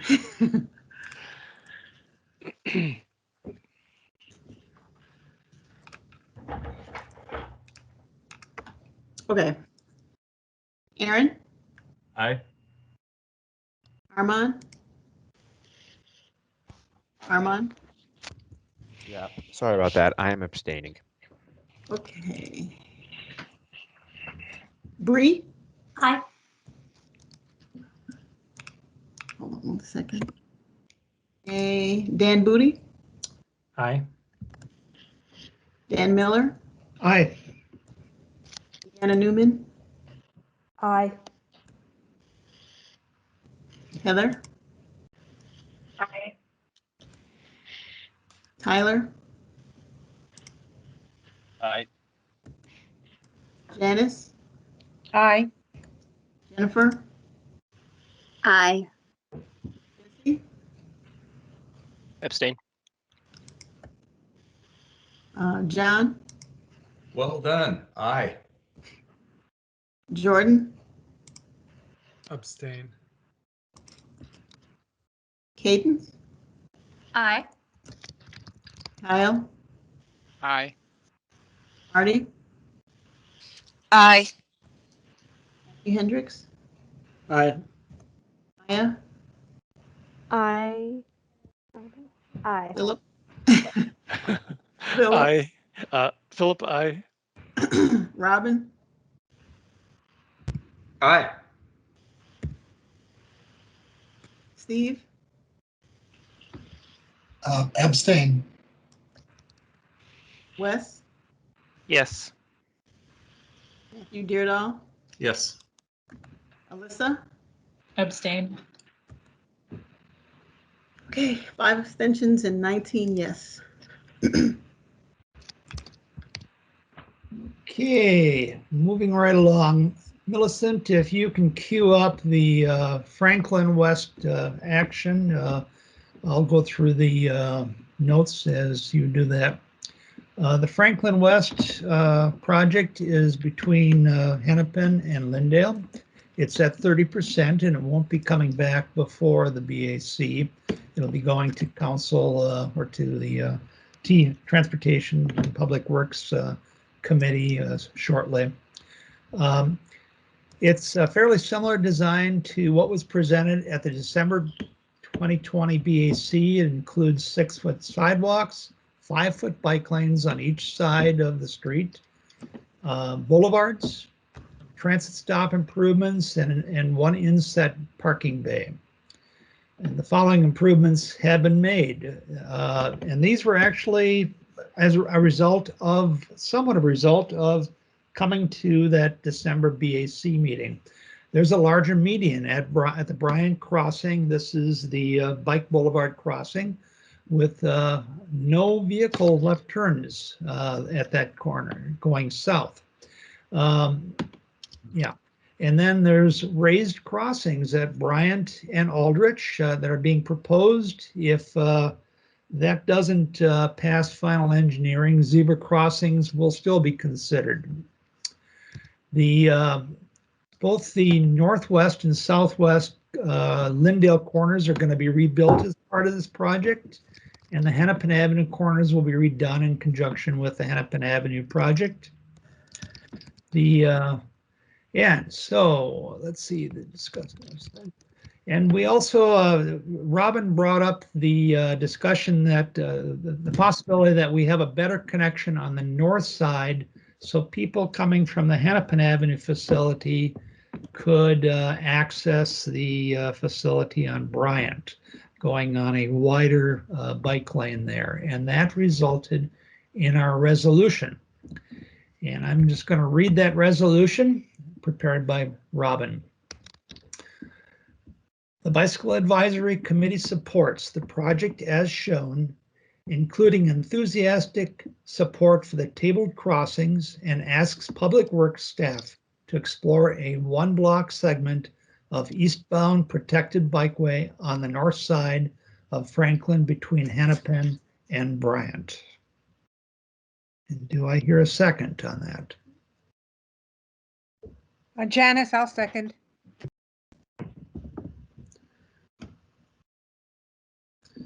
Any discussion?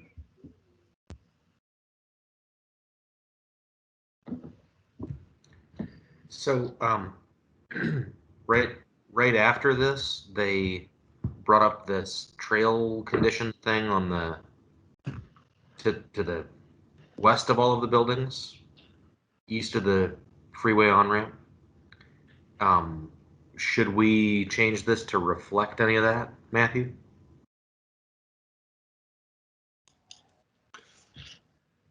Yes. Good point. Yes. Sorry. So right now it says explore 1-block segment east-west, but maybe say, and also extending north of Franklin to connect to Bryant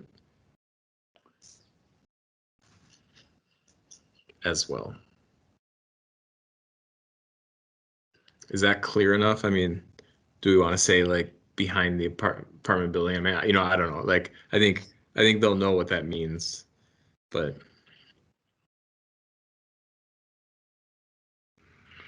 What do you think, Robin? So I view them as being an or, not an and. Okay. I don't, we need both. So to explore 1-block segment between Hennepin and Bryant, or a trail connection to Bryant.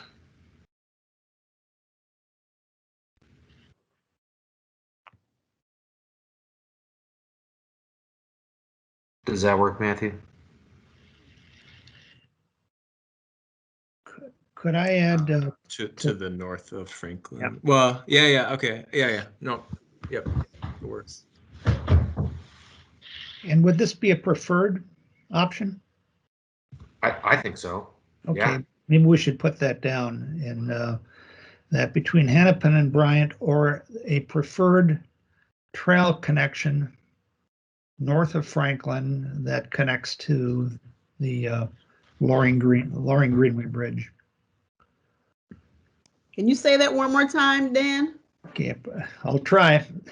A preferred trail connection north of Franklin that adjacent to Hennepin Avenue that connects to the Loring Greenway Bridge.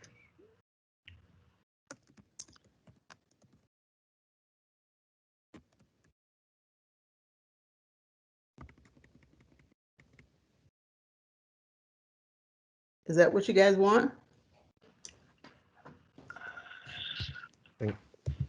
If you put an and between Franklin and adjacent.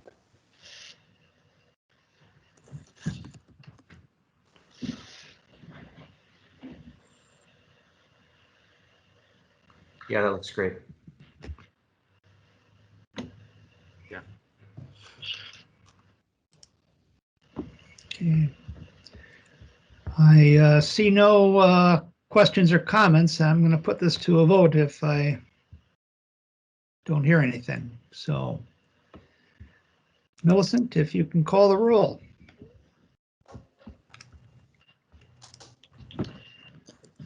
Aaron? Aye. Armand? Aye. Bree? Aye. Dan Booty? Aye. Dan Miller? Aye. Deanna Newman? Aye. Heather? Aye. Tyler? Aye. Janice? Aye. Jennifer? Aye. Jesse? Abstain? Okay. John? Aye.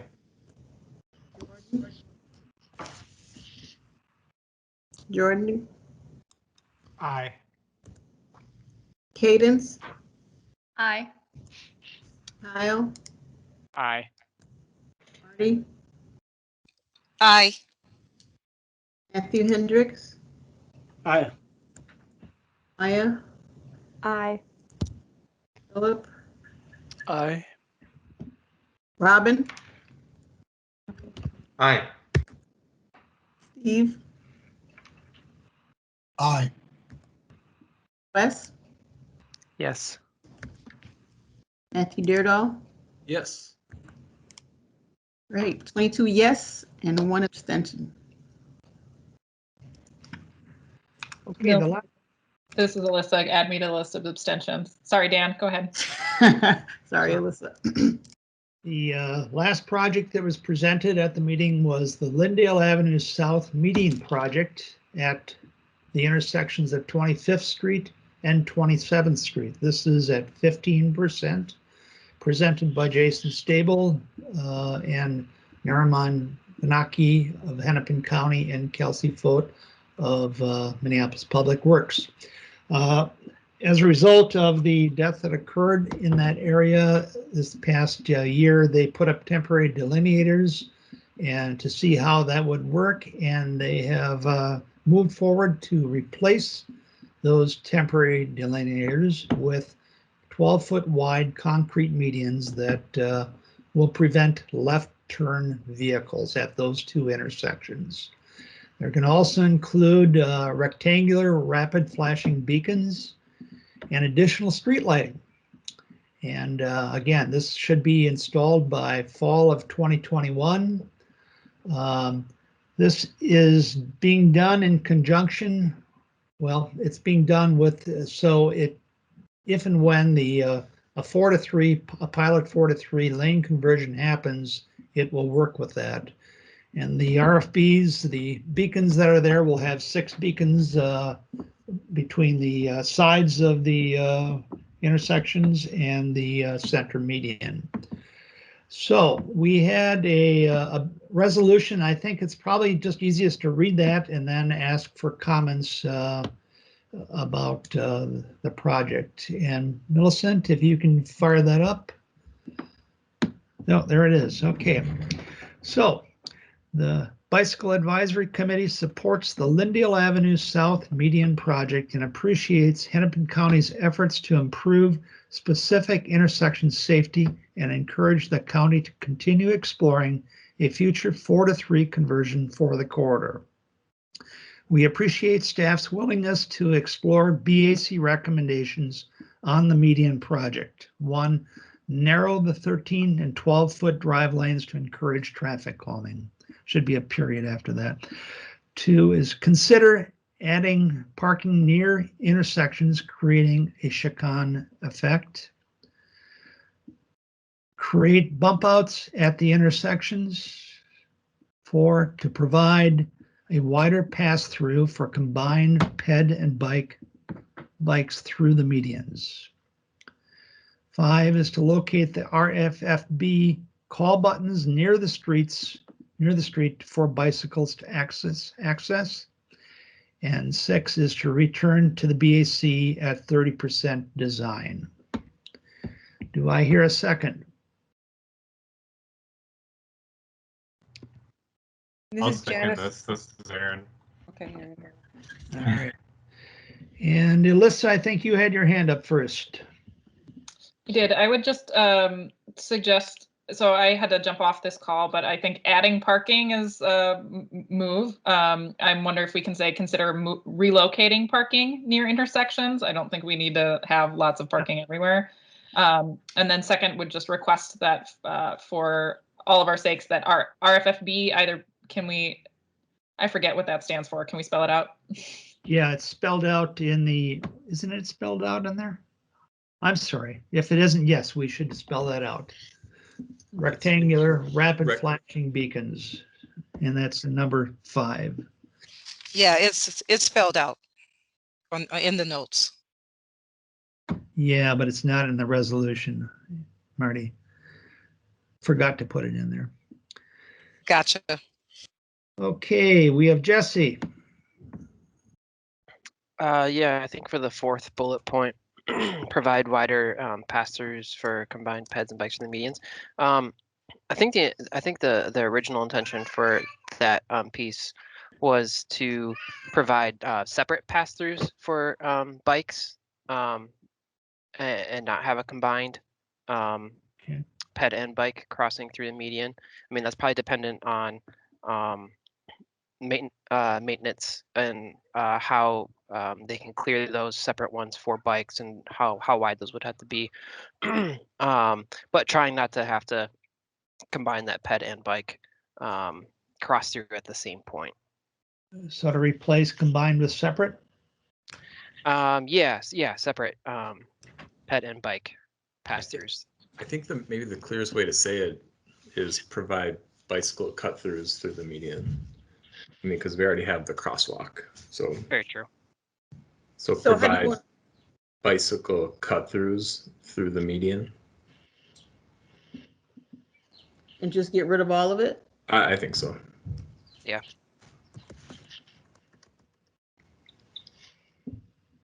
In the median, bicycle cut-throughs in the median.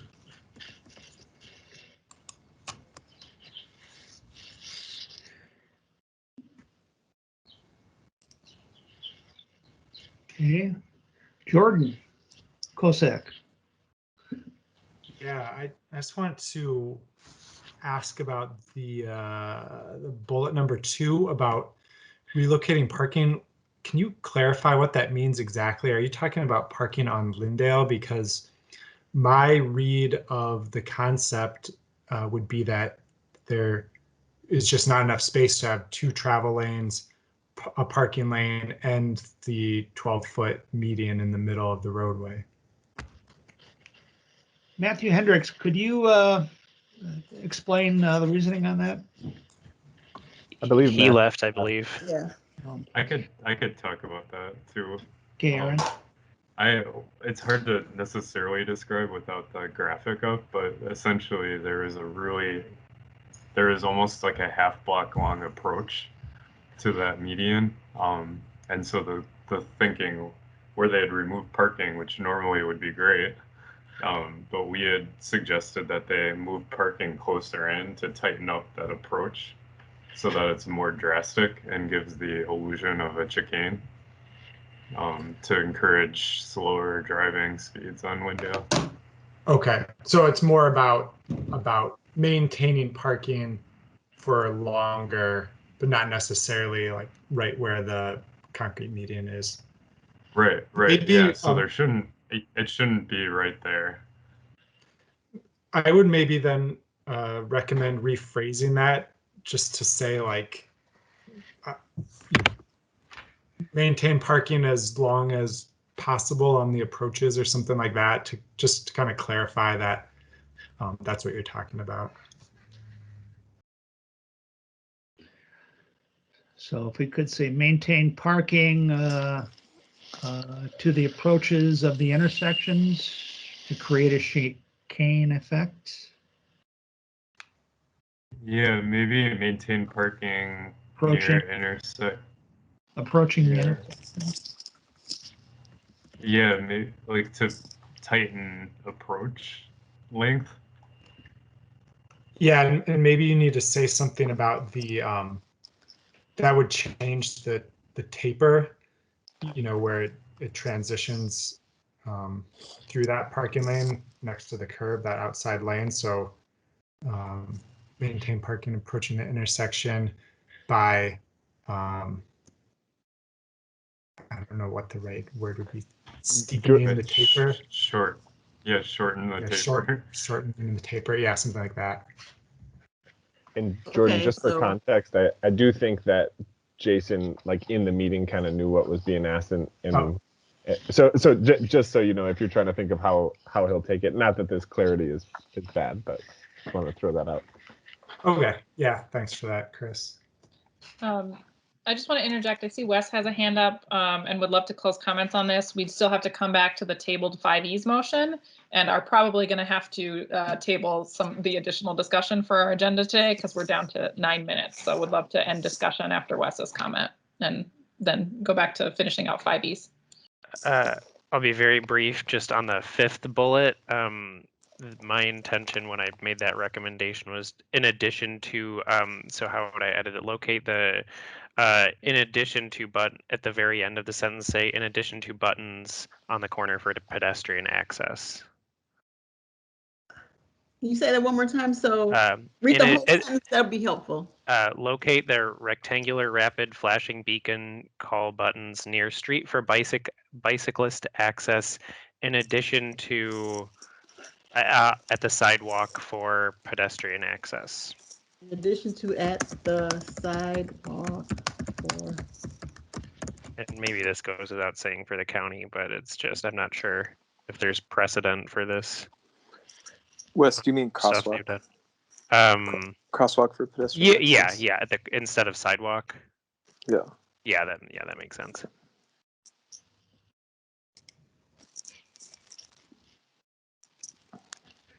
Okay. I think we're ready for a roll call vote.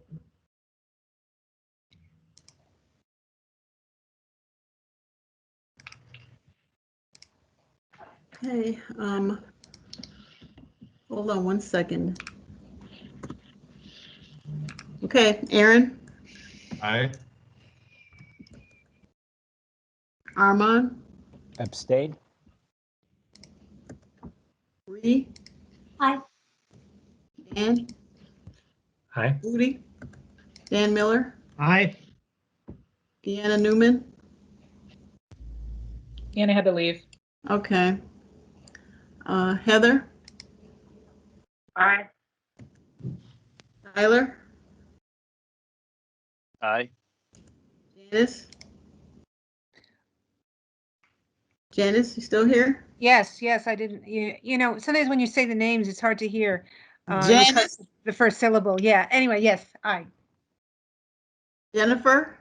Aye. Jesse? Abstain. John? Aye. Jordan? Abstain. Cadence? Aye. Kyle? Aye. Marty? Aye. Maya? Aye. Sorry. That's okay. Philip? Aye. Robin? Aye. Steve? Steve Elmer? Is he gone? Wes? Yes. Matthew Deardahl? Yes. Alyssa? Abstain. Okay, 4 abstentions and 17 yes.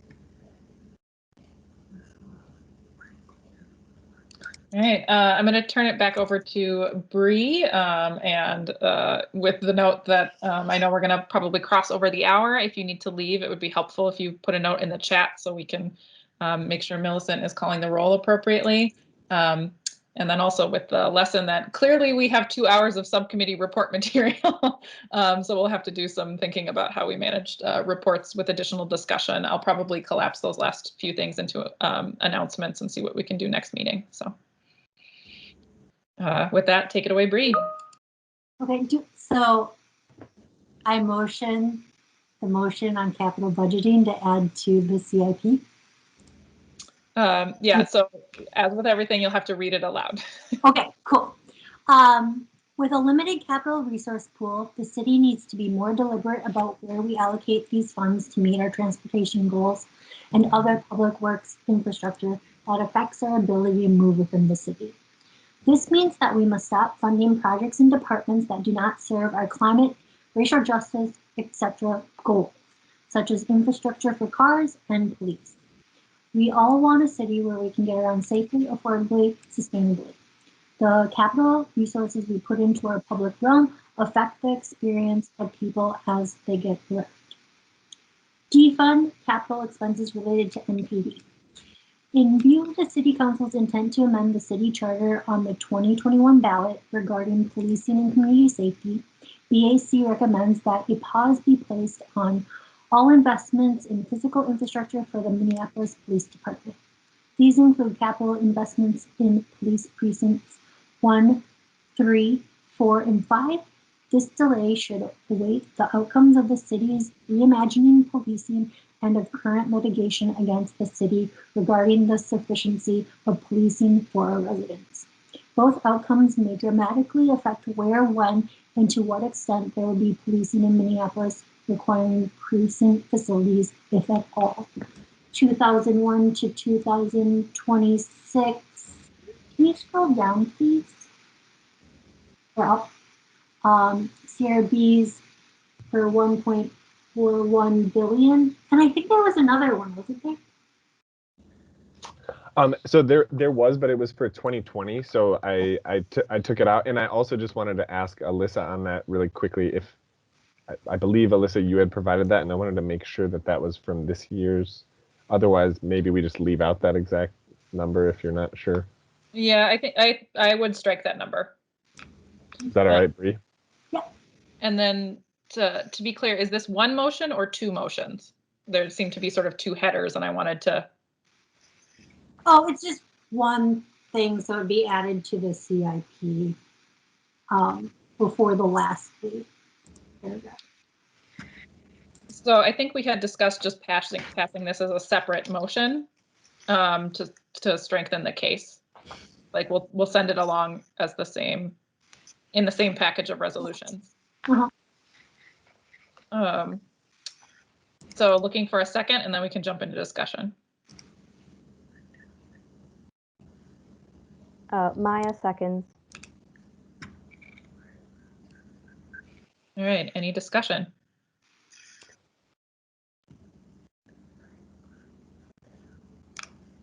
Alyssa, were you maybe saying remove this because it's more like a title? Is that what you were proposing, or no? I wasn't proposing, but someone definitely could propose that. I'm going to turn it over to. I would propose. I'll propose that. I was thinking if you remove that, then keep the paragraphs below it. And then my proposal then would be at the end of that second paragraph, we add. Hey, wait, sorry, Aaron, real quick. Bree, do you accept that as a friendly amendment if we just remove that? Okay, cool. Yes. And then go ahead, Aaron. Okay.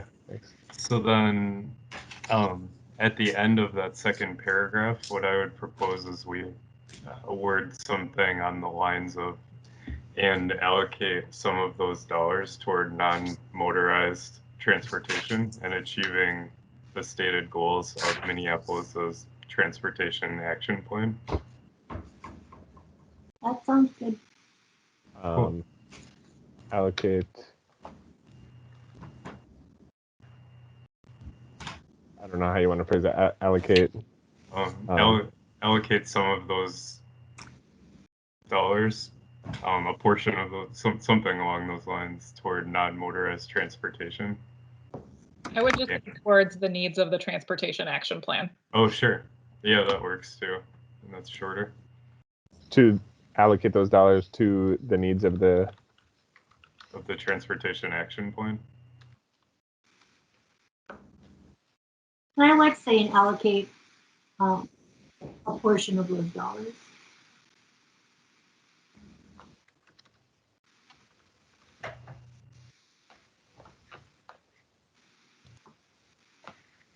Other discussion?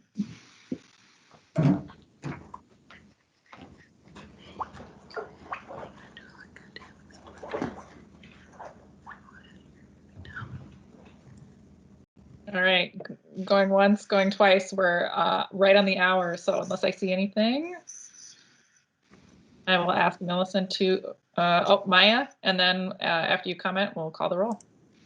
Okay, sorry. I would, could we maybe add a and after affordably and between sustainably? And then is there room, in the first paragraph. Oh, thank you. Right before the last.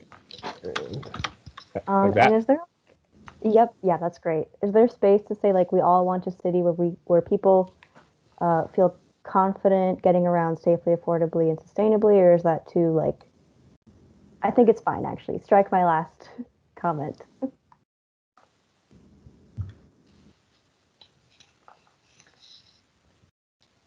Okay. Seeing no other hands raised, I'm going to ask Millicent to call the roll, and then we'll pivot to announcements. Aaron? Aye. Armand?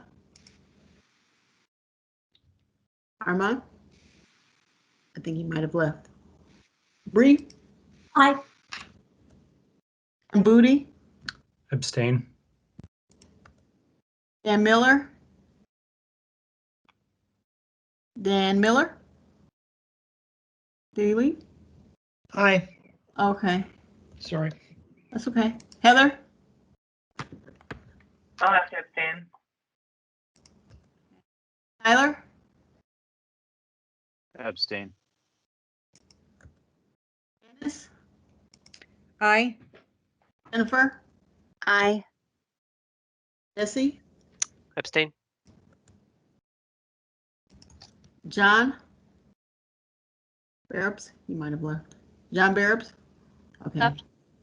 Jordan? I think Jordan left. Jordan? Left, but he said that he abstained in the comments. Oh, that was him. I don't saw think we unknown can. user. Well, we can't count that abstention. Yeah, we can't count that. Cadence? Great. Cadence? Aye. Kyle? Aye. Maya? Aye. Philip? Aye. Robin? Aye. Steve Elmer? Steve? Wes? Yes. Matthew? Yes. Alyssa? I need to know if we have too many abstentions. It's not even or anything. Okay, then I abstain. Thanks. Okay, 5 abstentions, 12 yes.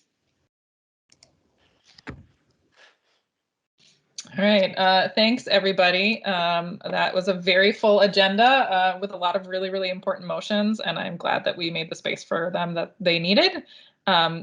Chris, if you could turn off screen sharing so that folks can see each other, that would be great. So a couple of things. So the items we had for discussion, I'm just gonna like verbally, we had talked about doing some overview of guidance for remote meetings. I think we'll probably just table that to either the next 5E meeting or the next full meeting, just so that folks can all be on the same page about sort of the ongoing drip of guidance from the city clerk's office. We had also had on the agenda 2 resolutions around the Public Works Director National Search Letter. So that was something I had sent out. I'd mentioned in 5Es and announcements. I think a good number of the members have signed on individually. So we could, it's a very short resolution that says we endorse this letter. So we could consider signing on to that if folks want to stick around for an extra 10 minutes and call the roll. But then for the 20-year streets funding plan resolution, I think that's a little bit of a longer discussion. Matthew Deardahl, do you think we're okay if I table that until April? Yes. Okay, I'm going to table that to April then. I guess I will. I would move that we send in the letter or the sort of recommendation to do a national search for the Public Works Director that references the letter that was sent out. I don't have the language in front of me, but yeah. So if folks have 5 more minutes, would love to get that passed because that's timely. But if folks don't have 5 more minutes, please like raise your hand now, because if we're gonna drop past quorum at some point in the middle of the vote, then I don't want to do it. All right, I'm seeing some thumbs up. I did send a 1-sentence resolution draft to Millicent. Millicent, do you think you can pull that up? Alyssa, I just had one question. I had to leave that meeting early, and I'd like to know how I can sign on to the letter. I will forward it to you via email. Okay. It should also be an attachment that went out, I hope, with this resolution. I saw a letter, but how do I officially sign it? Yeah, so if you click on the Word document letter, the first sentence has a thing that's like hyperlink. And if you click on that, that will get you to the letter sign on. Okay. So this is the resolution. Philip, I need to turn over chairing the meeting to you officially. Sure. All right. So last item. All right. So resolution on the Public Works Director search. The Minneapolis Bicycle Advisory Committee agrees with principles outlined in the attached public letter to Mayor Fry and endorses a national search for the position of Public Works Director. So moved. I'll second that, Aaron. All right. The attachment was sent out to you all. That would be included as when the resolution is formally sent from the BAC. Are there any questions or comments before Millicent takes the roll?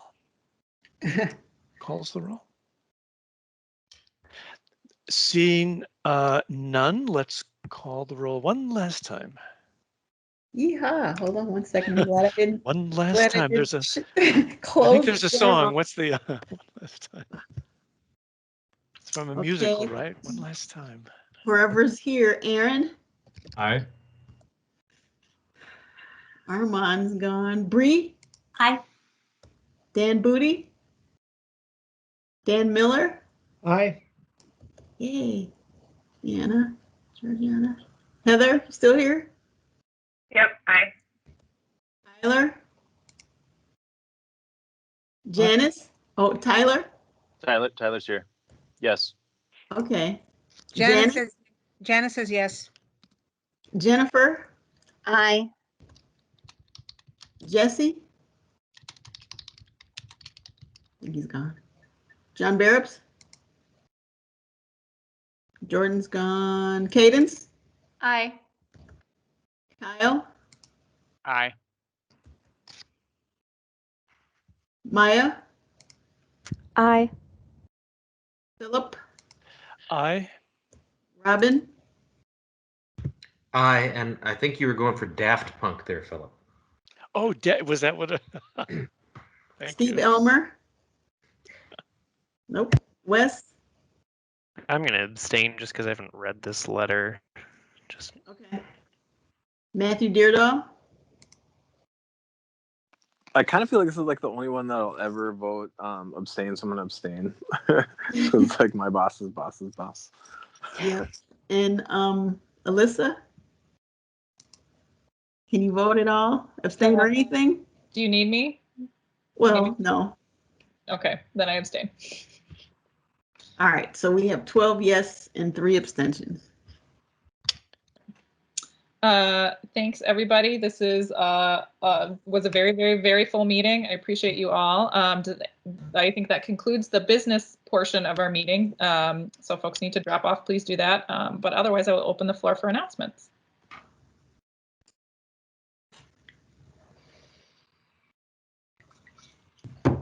Chris, go for it. I just wanted to say a quick thanks for all the work that everyone put in on the CIP resolution. I know it was a little bit different than some years, and it took a little bit extra time today to get through some of that. But thank you all for that, and appreciate the work that you all do. And nice job coming into your chair role, Bree, and thanks for your help too.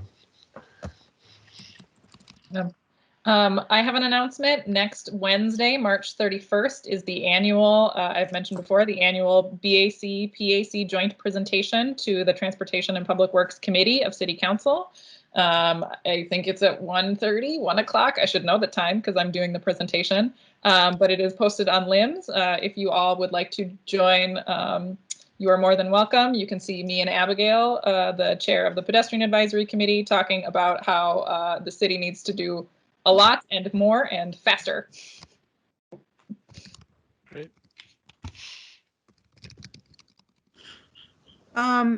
Lisa, just in regard to that, I think you should send an email to all of us to tell us specifically the time, because usually we get an email inviting us to come with the information. I think Matthew Deardahl is planning to do that. Oh, okay. Yep, that's correct. Okay. We'll do. Other announcements?